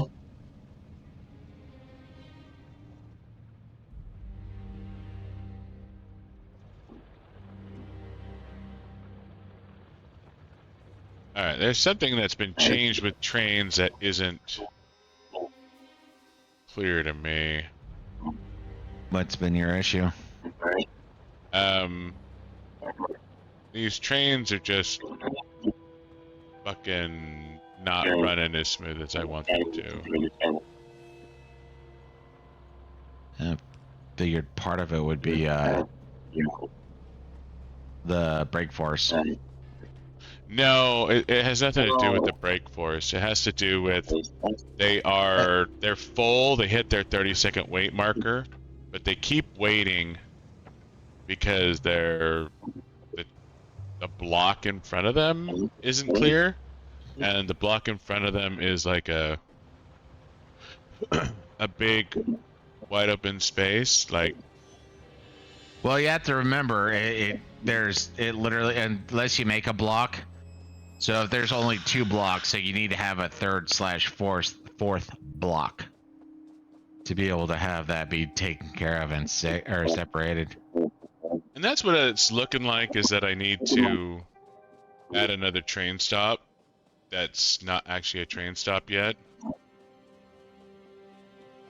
Well, I don't think you have to add a full stop, but just a marker. Yeah, and that's what it's looking like. And I just don't want to put down a random fucking marker, like. It is pretty neat, though, isn't it, Scatter? I'm sorry, Necron. Can you turn down your speaker or something? Like, we're hearing ourselves quite well. Oh, sorry. Okay, I'll just mute myself for now. Thank you. I mean, I like it because it deepened my voice, which I think I sound better that way, but you know, whatever. I mean, it was deeper, but it was.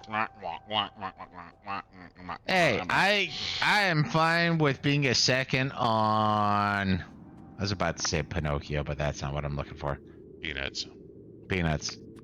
But that's not the modern term anymore, but yeah. Has Peanuts been canceled or some bullshit like that? No, it started off as Peanuts, but then Charlie Brown.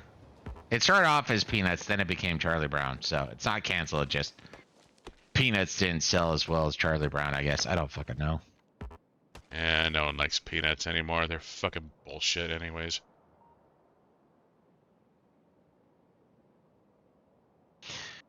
It started off as a comic book in America, Estados Unidos, and then it turned into a short cartoon. It was called Peanuts, but it eventually became known as Charlie Brown, which is mostly bald-headed kid. I'm not exactly sure, but yeah, just essentially, it's almost like a 1940s, 30s, 50s stories of, you know, just some weird kid in like almost elementary school, I guess.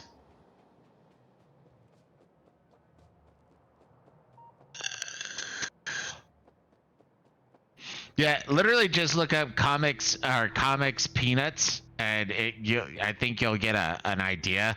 I don't know if I ever went down to Mexico, but Yeah, the original title for that comic was Peanuts. Don't know why, just it was. Fucking Peanuts is what it was.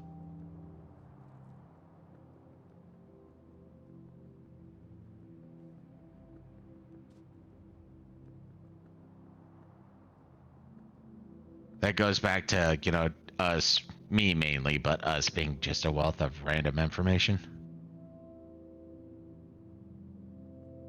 I guess I'll put more. Oh, speaking of which, if we're gonna talk about random information, so there was there's this sub history, or subcategory called micro history. It's literally focuses on one thing and expands on it. And what I was introduced to a while back, but I finally got my hand on the book, was the secret intimate history of pockets. Oh, and how girls love pockets. Pretty much, actually. It turns out to be a feminist history of how women, as soon as pockets became a thing, became very mad that men were the only one with pockets. And they, like, literally, men have been holding down women, have been oppressing women because of pockets. Like, that is 90% of the entire book is men have pockets, we should have pockets too. And they went to the extreme stupidity that existed the first time Donald Trump got elected, where it's like, my 4-year-old came up to me after Trump was elected, and he went, "Daddy, how are we going to stop these evil people? They elected Trump." We It's give a pockets to fucking women. 4-year-old. Are you? I'm not gonna say it's not impossible, but that just goes to show how much you've been mentally abusing your child at that point. Like, I didn't even realize politics was a thing until I was in my teens, and guess what? Didn't give a fuck.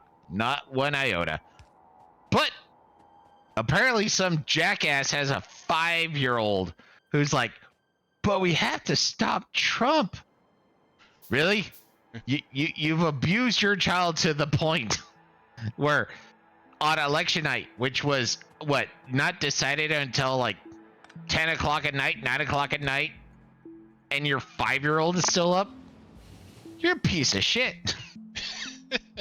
But yeah, in this book, this secret history of pockets horseshit, it's like, so there was this 4-year-old. She wanted to she wanted to wear shorts, but didn't have pockets that she enjoyed because she wanted to collect things just like her brother did. And so my 4-year-old was like, "Well, why can't I have pockets?" "Well, Mom, why don't you buy her shorts with fucking pockets?" "Oh, well, we're not gonna point that out." Piece of shit. Like, the most galling stupidity of this is listening to a woman talking about how women don't have pockets, and then they use children to go, "Well, these little girls want pockets. Okay, Mom, buy her shorts or pants with pockets. You do that." "Well, no, I can't do that." "Why not? Aren't you the one that controls what she purchases?"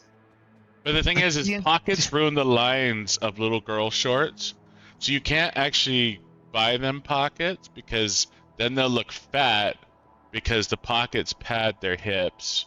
Well, actually one thing that I do find disturbing, and here's me, that this is me going all puritanical and shit.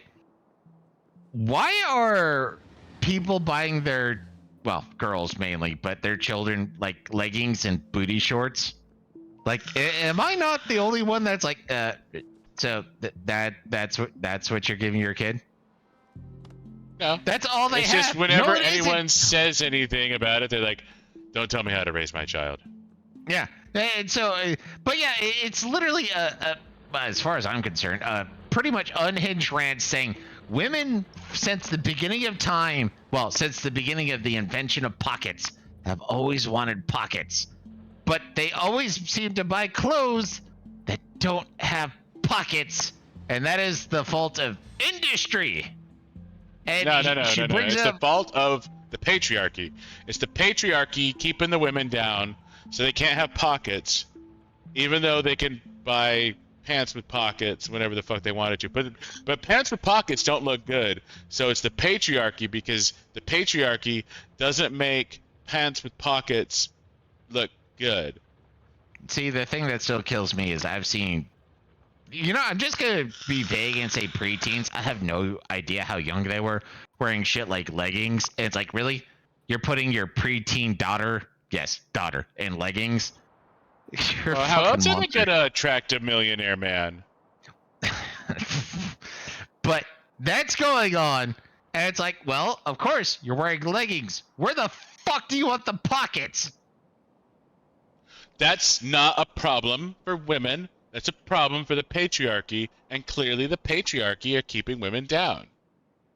Because, but yeah, no, they're like little girls don't care about having a shapely body. Okay, then don't buy them shapely outfits. Give them clothes. But they want to wear the same clothes as their mom. And their mom has an enormous ass and has to wear leggings because that's the only thing that fucking fits. So little girls also have to wear leggings. Yeah, no, it was just a fascinating micro history of stupidity where you sit there and it's like, wait a minute, what are you trying to tell me right now?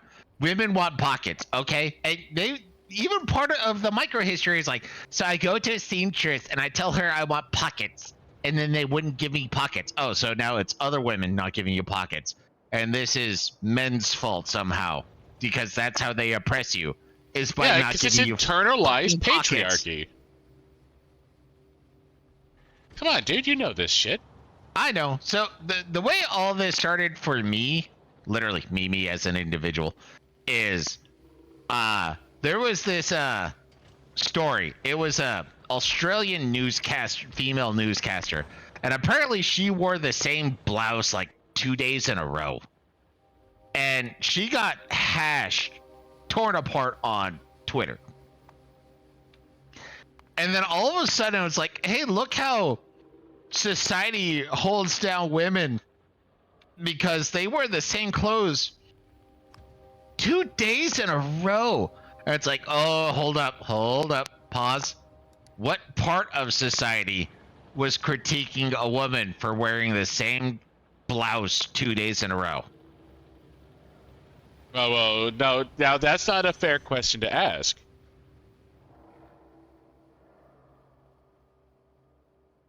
Of course not. It's Because logical the and answer precise. is damning to the people asking the question. That's harmful to my case. Exactly. So you're not allowed to ask that question. But yeah, no, I was still in college at that point, and I was feeling, I was stupid. But yeah, I actually went up to my professor because it was a humanities professor, and he was talking about sexism. And I straight up asked him, was like, okay, so who do you think was critiquing this particular female? And kind of the same thing happened where it's like, well, it's a societal issue. And it's like, oh, really? Society was. So if a man does something bad to a woman, it's a man being bad. If women are bad to women, it's a societal issue. Yes. Kind of horseshit is this? Humanities. Yeah, seriously. It is straight up humanities. But yeah, no, I thought there was going to be some sort of fascinating because that's part of the reason why there are these micro histories can be interesting, is they take something that is so ubiquitous at this point, it's everywhere, and then they try to explain how it became that way, and she does that to a certain extent, but there's always but women don't have pockets. And I have to admit, so the chick who introduced me to micro histories, I was telling her about this one. And I just thought it was funny because so one of the ways this book ends is, modern day, when I guess we're more equal. Yeah. She brings up the fact that there's this dude who's like, hey, you know what? I find that women are interested in clothing with pockets. But you know what? It's expensive to make clothing with pockets. So I'm going to make a website that is literally like dresses with pockets.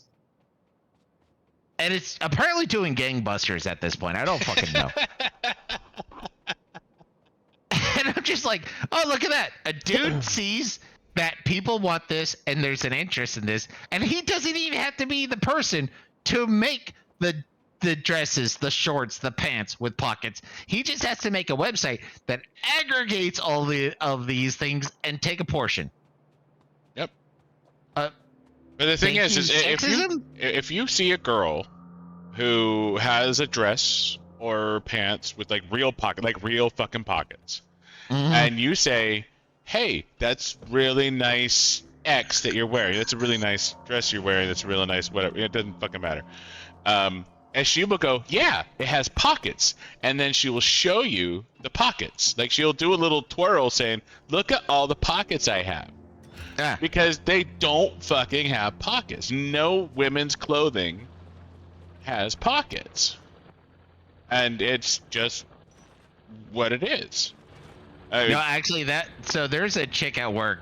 She does the same thing. If she has something and another female comes up and goes, oh my goodness, that's gorgeous, blah blah blah, whatever horseshit about the clothing. Yeah. And she'll be like, and it has pockets. Yep. And that is like literally a clarifying term you need to give to clothing is if not, it has pockets.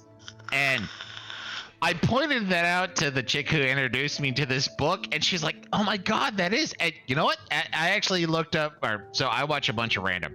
And one of them was, a compilation of Reddit, it was a Reddit post of rules for women. It's kind of like the bro code. Mm-hmm. And one of them is if clothing has pockets, you have to announce it. Mm-hmm. They do. They absolutely have to announce it. Yeah, no, this has pockets. This right here, pockets. Like it's not a passive thing. If anything, it's almost like a stance of dominance at this point. Where it's like, it is. But the other thing I found hysterical is going through this horseshit book. Is it actually starts off where she's like, yeah, no, I was in this office, or I was in an office. And I was wearing this fabulous outfit. She didn't say fabulous, but that's what she was intending. Outfit. And, well, a fire alarm went off, so we had to go outside. Well, my wallet and all my stuff is still in the building because it's in my purse. So I wasn't sure what to do. So I went to this guy who, had all this inventory in his magical pockets. I was like, bitch, then why are you wearing a fancy dress at work without pockets? Nope, I'm out of rockets again. That's why I'm getting attacked. Should have brought more pockets, Buddah. Seriously. I mean, I brought a bunch of rockets. Well, I need to go get more rockets. That is. You need more rockets in your pockets. Like that is seriously. Very clearly a requirement at this point. But yeah, no, it is the most mind-bending.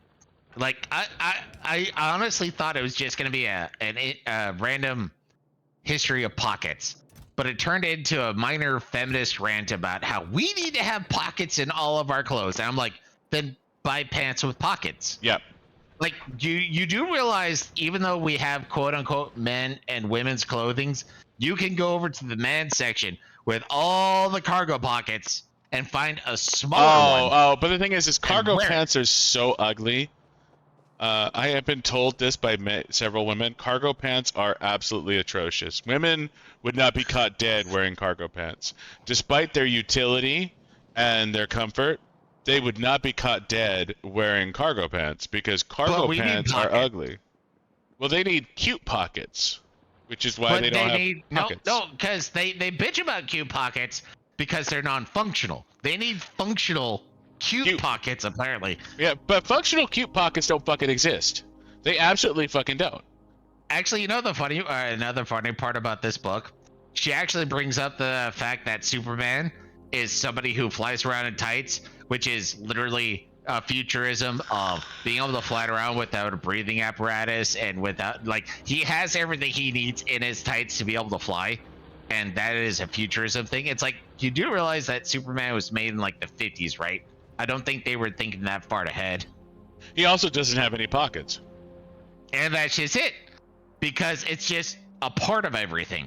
And actually, apparently the guy who helped design the clothing for Star Trek That was one of the big things, is being able to have everything available without having pockets.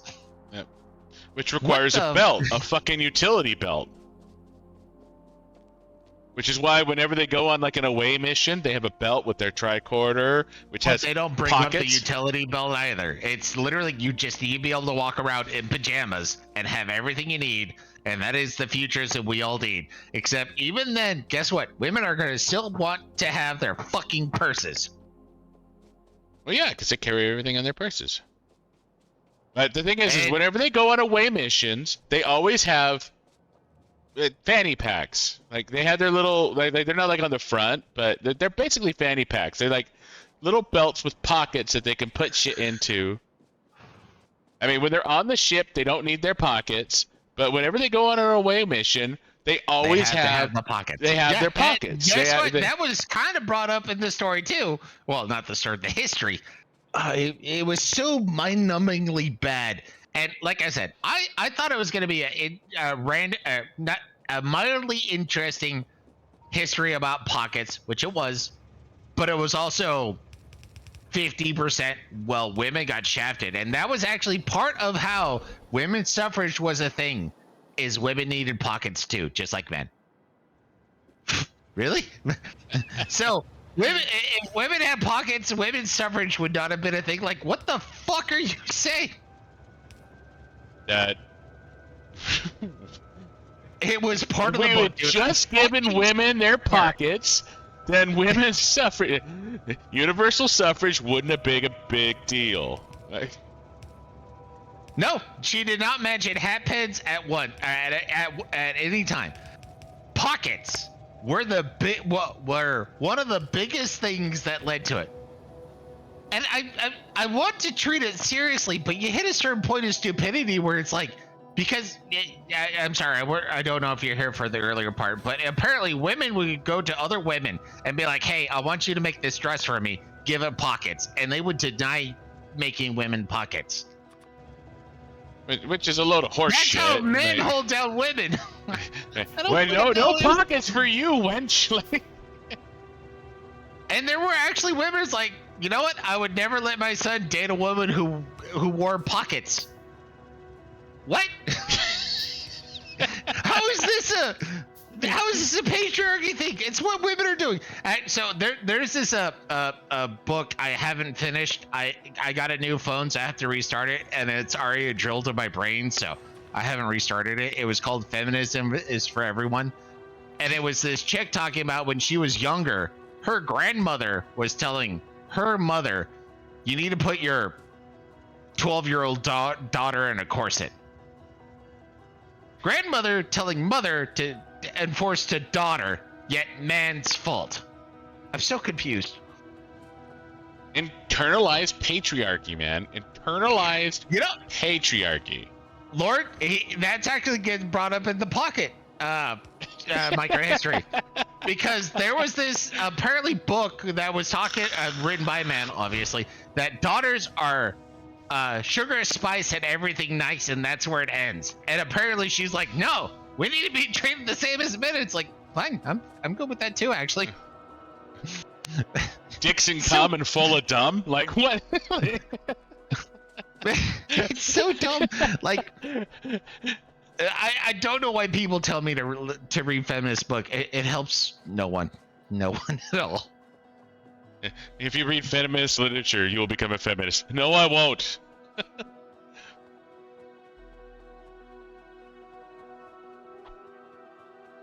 Probably. No. As far as feminists are concerned, that's probably accurate, actually. Yeah, but we have pockets to keep our slime snails and puppy dog tails. Like, you know what? I'm still gonna expand my absorption of feminist books, just because apparently it makes sense if you listen to a feminist book, and it hasn't. It doesn't. It really fucking doesn't. Maybe you actually, need to there was listen this to one enough I of read them. by accident. It was after my second deployment. I went to go chill with this dude or a couple of dudes. Some of them were in relationships, and they went outside. And I picked up this book and opened it up. It was filled with highlighters or highlight markings. And in there was like women controlled hearth and home, which means that they controlled society. And it wasn't until men came around and forced themselves to be in charge, that is when, you know, men became in charge of society, because it was always women, because they were in charge of hearth and home. And I'm just sitting there, it's like, then why did you let them? If you were the one in charge, you gave it up. What are you saying? I'm on a rant right now. Yeah, you are well into rant phase, and I support this decision. Sorry, I'm catching up on what Lauren said. Gender roles are fine. Breaking them is fine too, though. Though you'll get yeah, and that's just it. Friction is a thing. If you're gonna break the mold, friction is gonna happen. No, it should be simple. No, it never is. Your son's not marrying a woman with pockets is similar to not wanting your daughter to marry a man with long hair. I like it.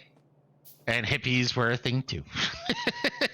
And you know what? There's an argument there. Maybe you shouldn't marry a woman with pockets. No. Never mind. Then you have to carry all her shit in your pockets. Fuck that. That's stupid.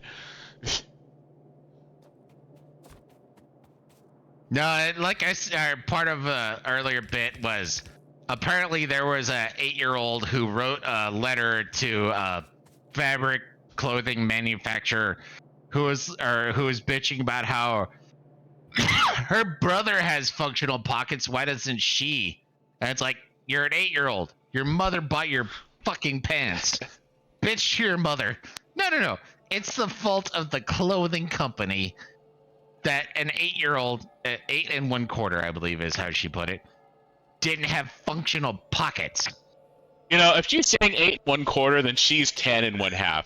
Like, fuck it. Nobody said 8 1/4. Like, I honestly don't ever remember saying that myself. I might have said it when I was 5, actually. I don't remember. But yeah, Oh, I am 9 3/8. Like, what? That's the only correct usage of fractions that children fucking have. Like, seriously. Actually, that was another one that was brought up that I forgot to point out. So one of the things that this author uses as an example of, you know, feminine empowerment and shit like that is Coco Chanel. And I don't know if you know this, but Coco Chanel was one of the most successful Nazi spies of all time. So she supports Nazism because that's how modern or postmodern logic works. So that's another just random I'm going to throw out there. It's so fucking dumb. If you want pockets, buy clothing with pockets. but this was designed by a gay man, and gay men know how to make women look best. Do pockets matter? Buy pockets.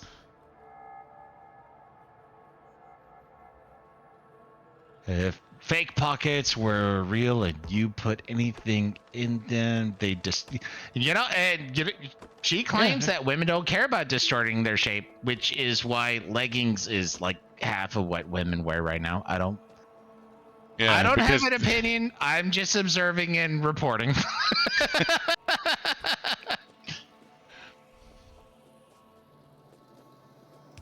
All I can say, apparently it makes sense to somebody. Not somebody with a brain, but it makes sense to somebody.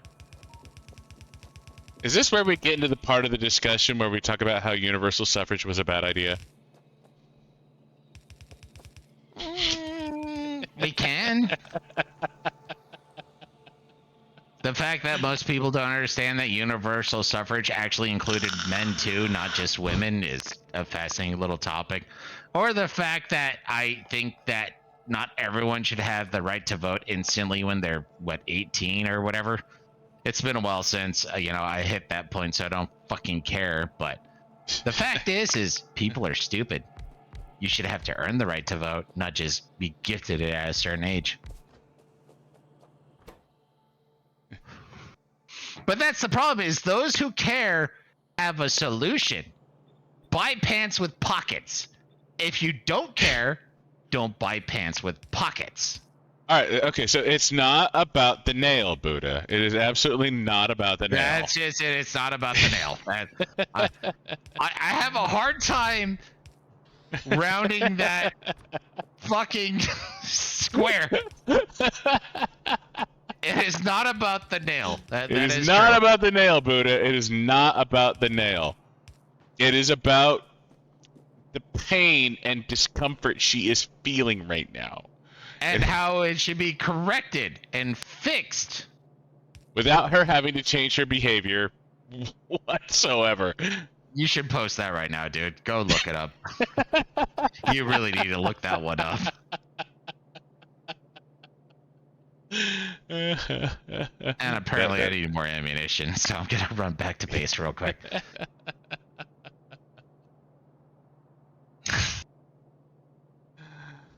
Alright, here we go.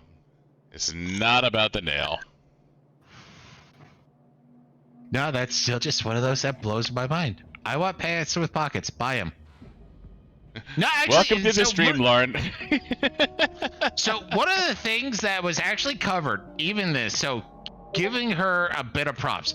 Guess what?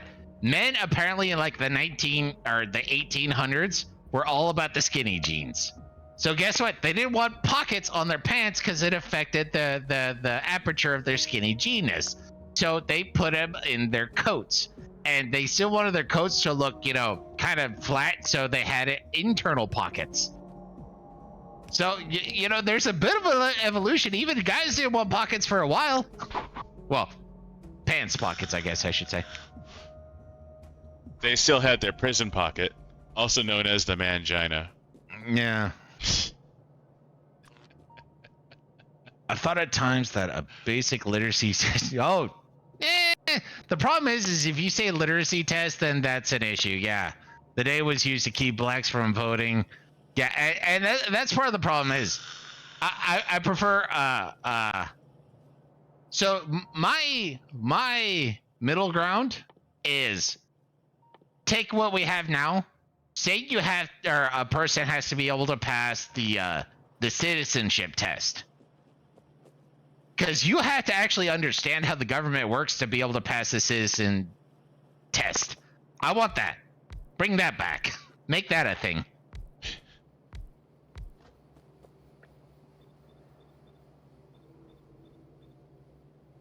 But yeah, no, I actually found an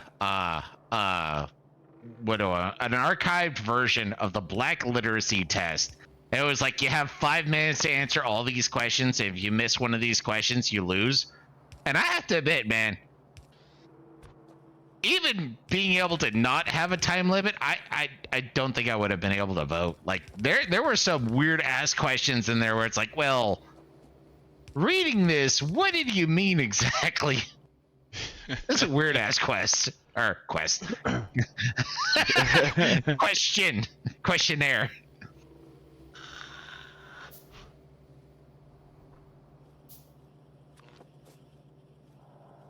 Boop.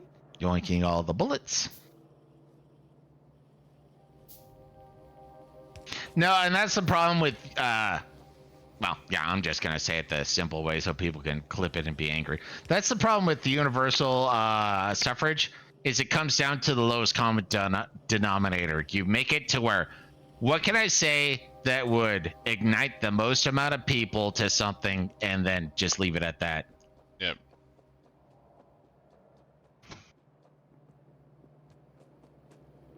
It's kind of like how sometimes the idea of needing a permit to have offspring seems like a good idea, except really it's a terrible idea, dystopian, but man. I mean, if that's a dystopian future, I'm not sure. Maybe I want a dystopian future. Like, maybe, the biggest problem though is, it's a cultural problem. Of if first world countries limit population growth like that. Well, first world countries have no issue. They already limit their population growth. It's third world countries that have explosive population. And it's actually been quoted where it's like, if you want to slow down population, improve the society. That is the best way to slow down population growth. Oh, I thought that the best way to slow down population growth was to embrace feminism. That too, which is probably part of modernity and improving society. But yeah, no, if you improve society, you're going to drop population growth. And that is, I believe, proven across all first world societies is their population growths have, or their populations have some of the worst growth, where if you go down to third world, they're still having, 5 kids a pairing. Yeah, there are people that have no business raising children. I agree with that fundamentally. And there's no... There really isn't a good way to stop that. No, and that's... I do agree with the individual right to reproduce. But there's this one chick I'm never going to forget. She's like, I have these 12 kids. Who's going to pay for these kids? You are. Oh no, she's but not. Apparently that's not the right answer. I don't fucking know. That blew my mind. She's literally sitting there like a Motel 6 or some horse shit, bitching about how she can't take care of her kids. It's like, you're the one who had them. What do you want other people to do? Help her take care of them. I have these kids. You pay for the kids. No.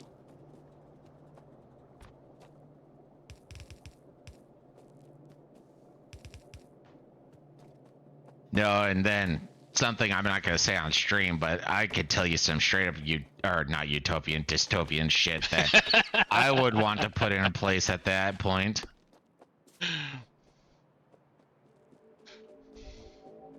Yeah, there is some shenanigans there where... let's see...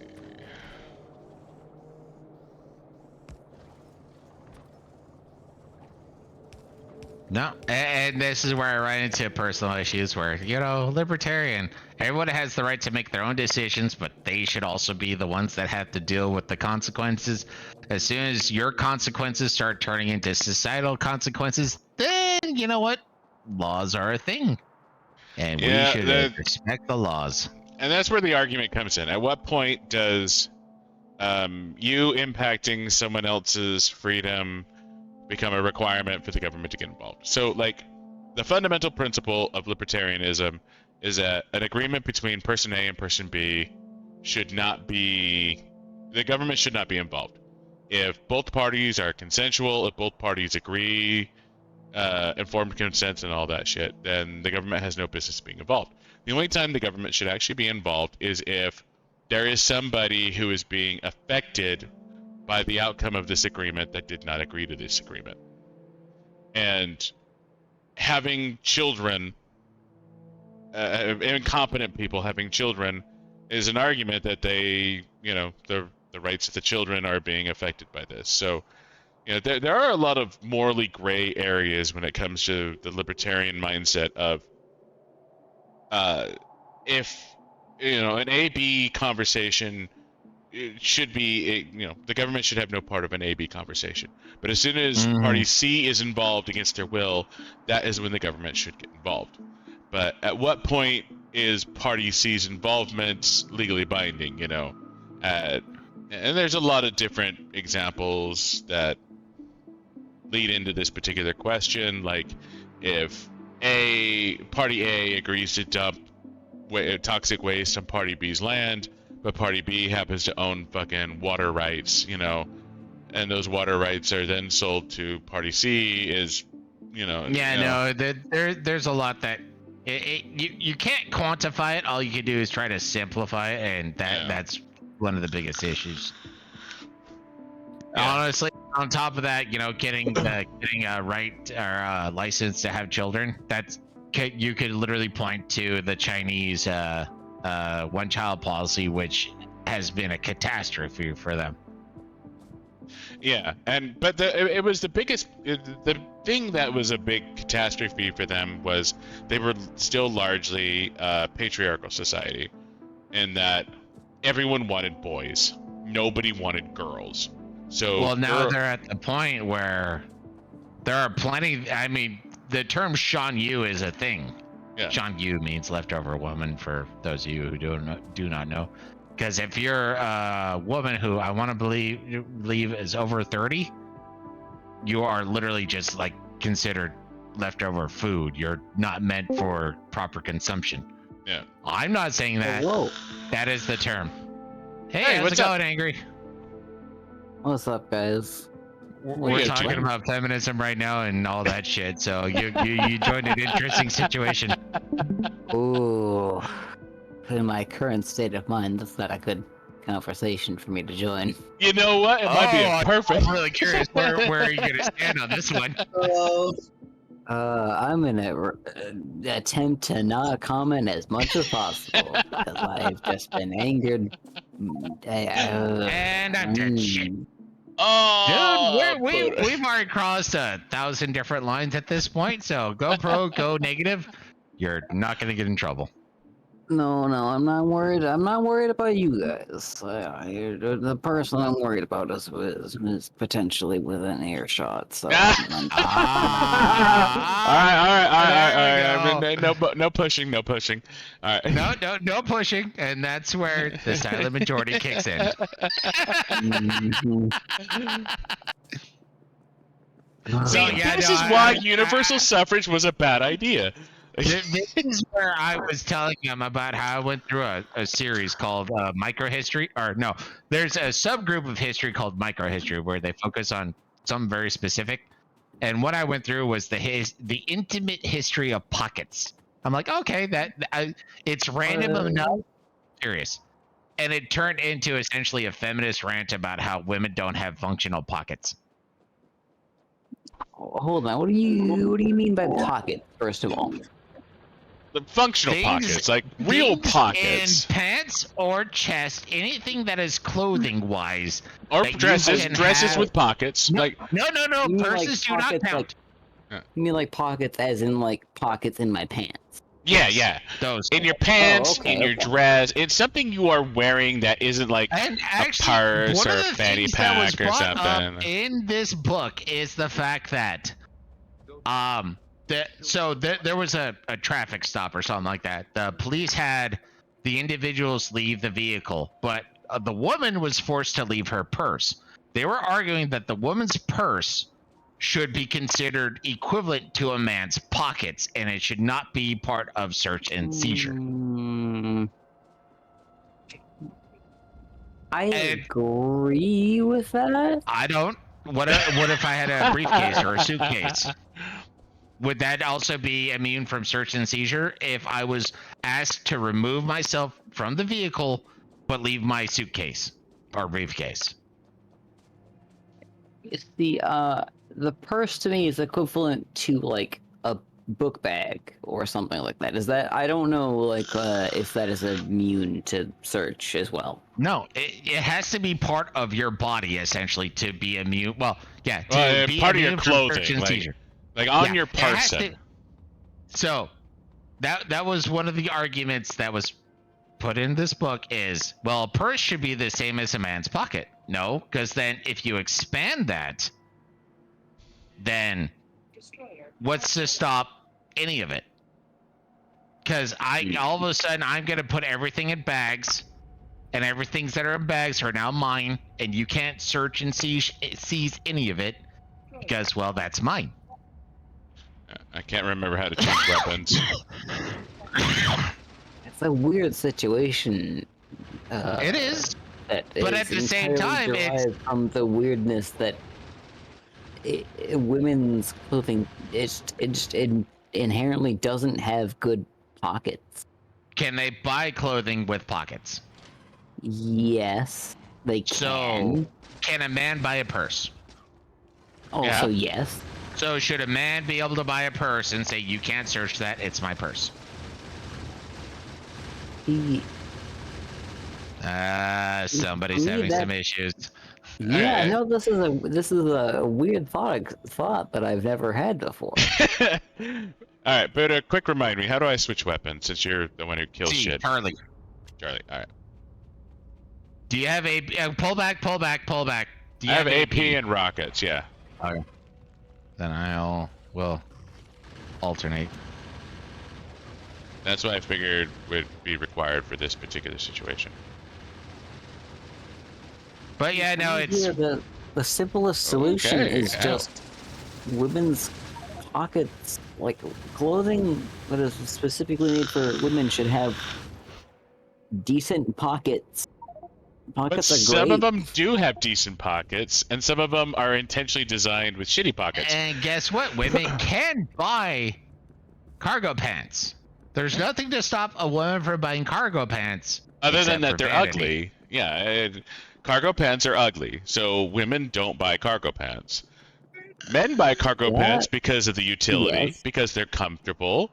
I love cargo pants, but I was told by women The at more my work pockets, that the better. they Yes, are I'm 100% on fucking the ugly. team of pockets here. Well, no, you have to think even on a dudes mat, wear even on a skinny mat, jeans like too. yeah, So if a man is wearing skinny jeans and has a purse, does he now like? But that doesn't matter. You have to make universal rules. Are purses protected? If so, what is a purse?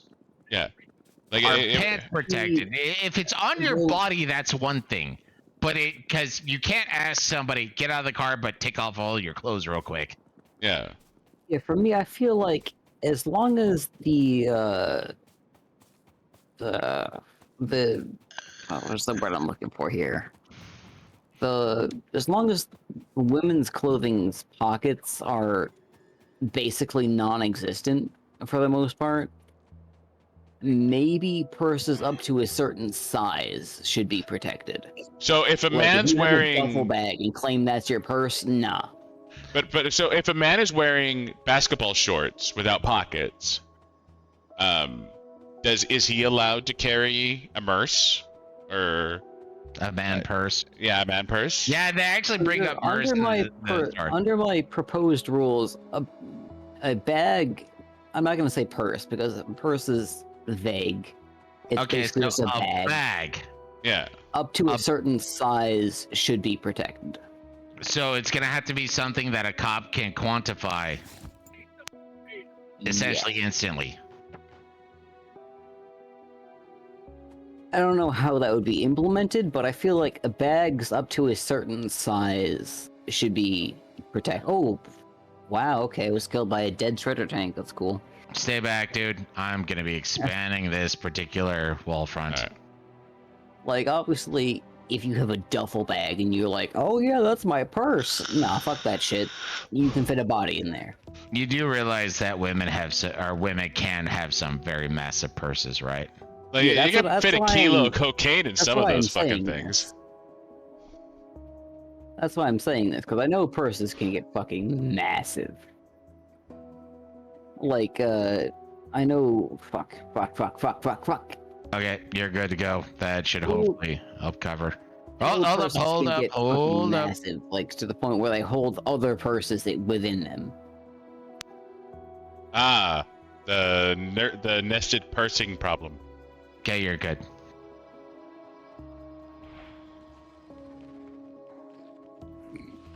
This is a strange problem that I've never put thought into before, but yeah, that's.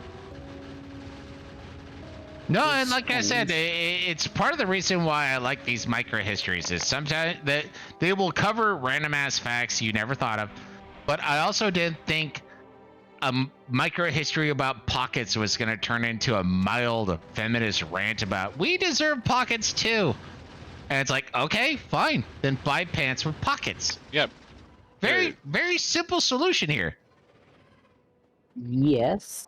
I'm about to die. Ah, I lived.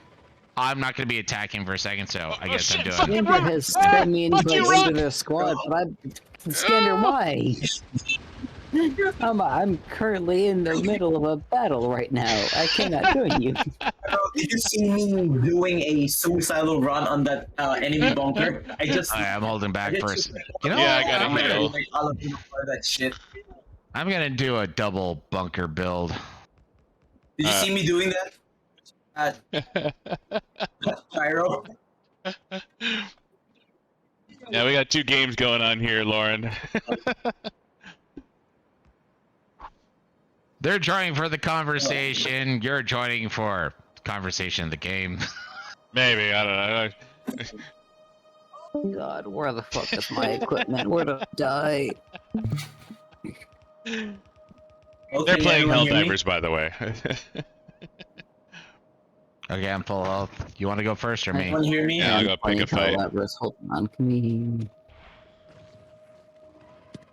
me a single second. I guess not. Yeah, nobody hear me. I'm a ghost. Hope I don't Yeah, that's die. another-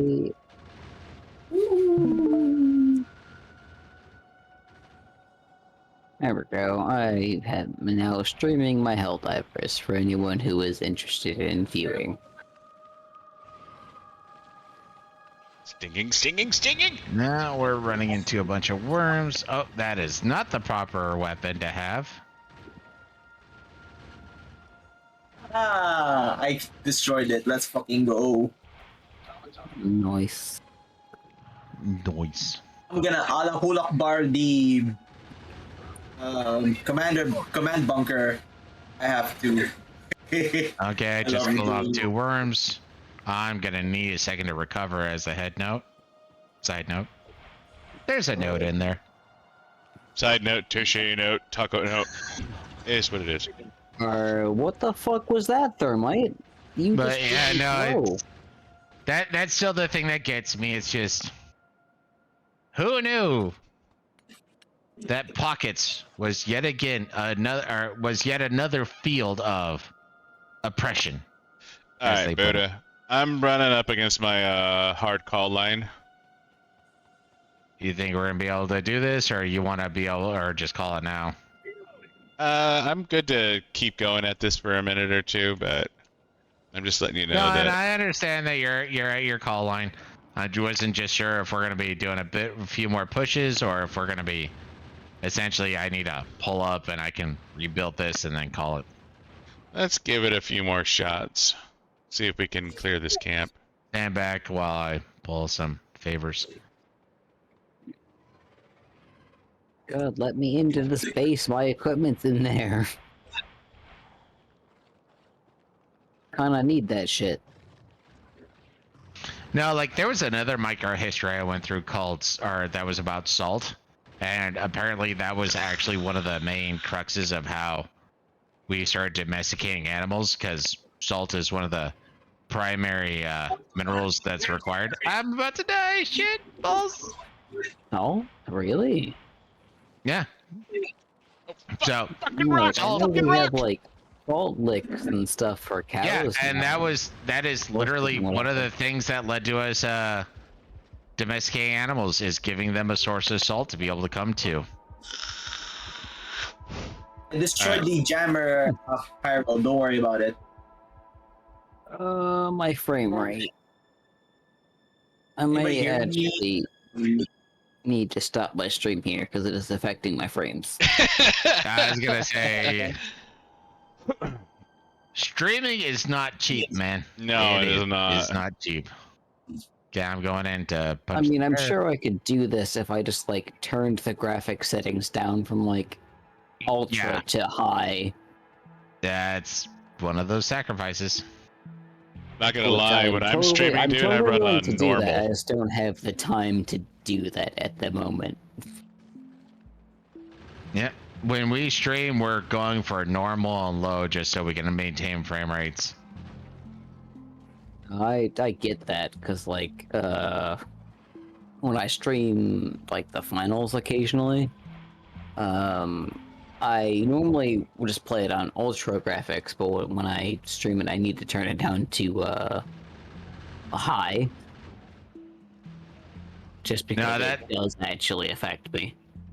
So I've been streaming Final Fantasy VII Rebirth for a second, and that's one of those just turning everything down to, okay, I need to have smoother frame rates. Like once it starts getting pixelated and janky, it's like, oh shit, I really need to turn this down.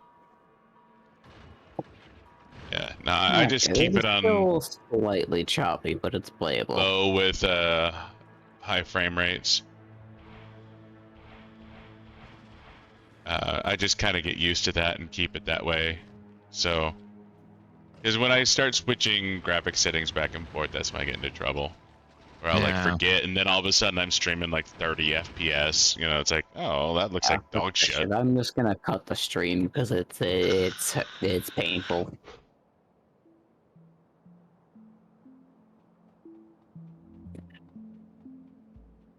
Goddamn supercomputer failed me. Oi, dickhead!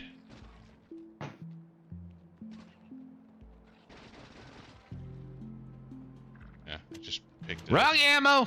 I also don't know why, but like, this is abnormal for me. Your stream is appearing on like the bottom right corner of my screen, even though I don't know why. We generally do, but because we have rocket launchers, it's better to be able to pull off or siphon off some enemies and then let them die. Where if we leapfrog, then we're burning more ammunition. So right now, it's more because of how the size of the base. This is generally better. Now, don't get me wrong. We need to have more science, which is XioniX's wheelhouse. Somebody ran into a trouble killing a big ass fucking camp. You weren't gonna have blue potions done at this point, anyways. Nah, but you were gonna struggle with this camp regardless. Oh, I definitely was. I might have done leapfrogging at that point. Oh, but yeah, no, don't get me wrong. Leapfrogging was our initial. And right now, actually, I'm gonna reinstigate it because now we've done enough damage to the primary camp. Say that again. Apologies. Face explosion.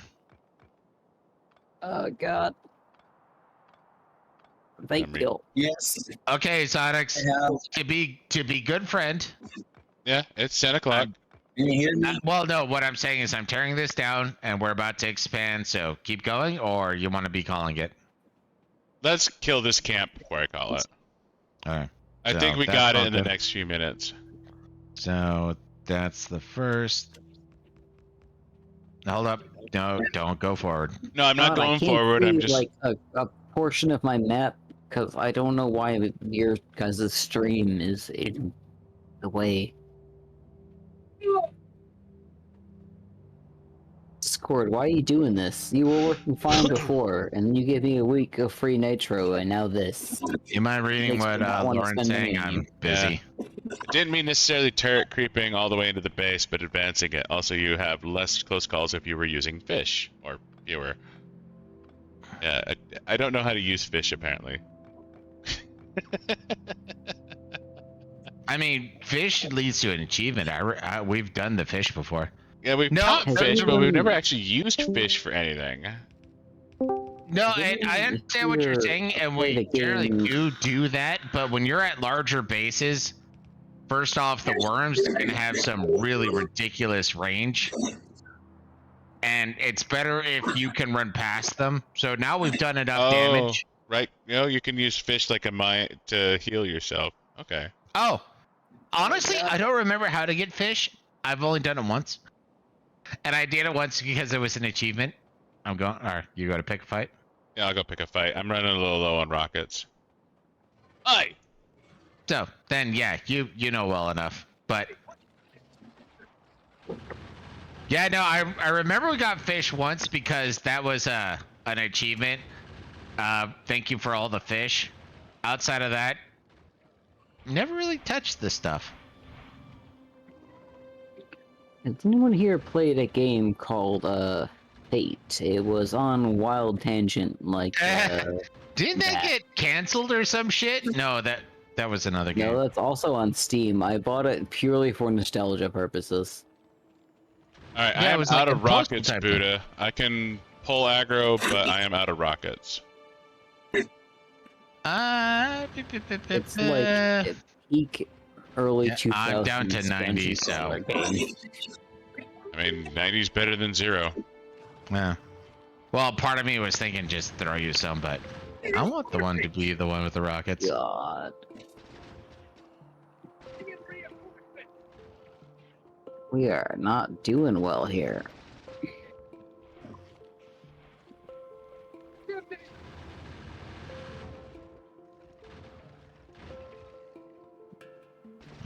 So we're down to 1 camp and 1 worm.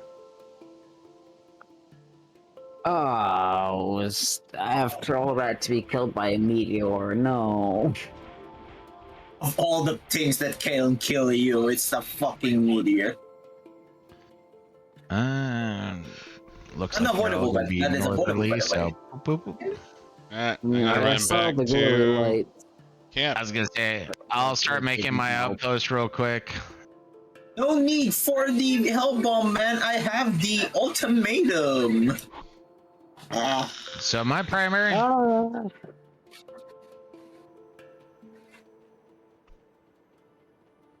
whee.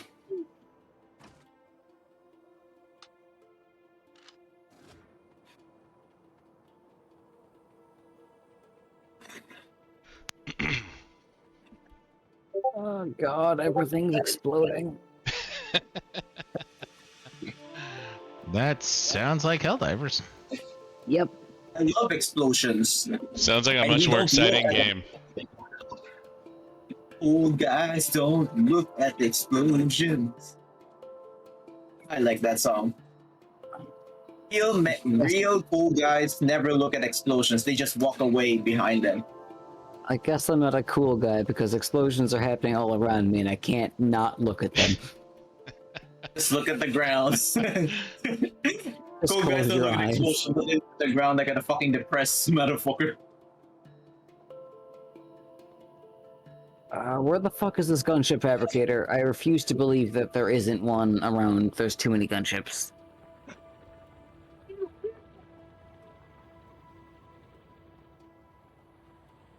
Yeah.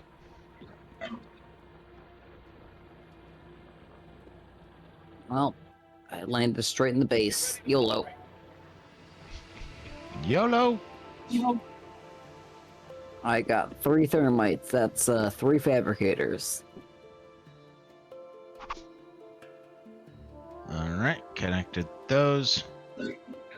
So if you look at the map, obviously you see the blue, which is all the wires, which leads to all the outposts I've made. So this is all based on encampments we wiped out, minus that one. It is an encampment, but we weren't able to take out that one, so it's left alone. So yeah, right now I've made a nice little defensive network just to make sure we don't get random spawns.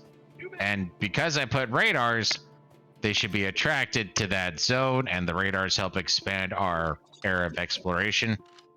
Honestly, these 4 are terrifying me now, but we can hold off a bit so we can. It's not connected, so we should be safe. Yeah, But that's yeah, just like I thought I'd an go. island, yeah. I mean, we can go down there with some landfills and fuck some shit up, but they shouldn't be able to attack there.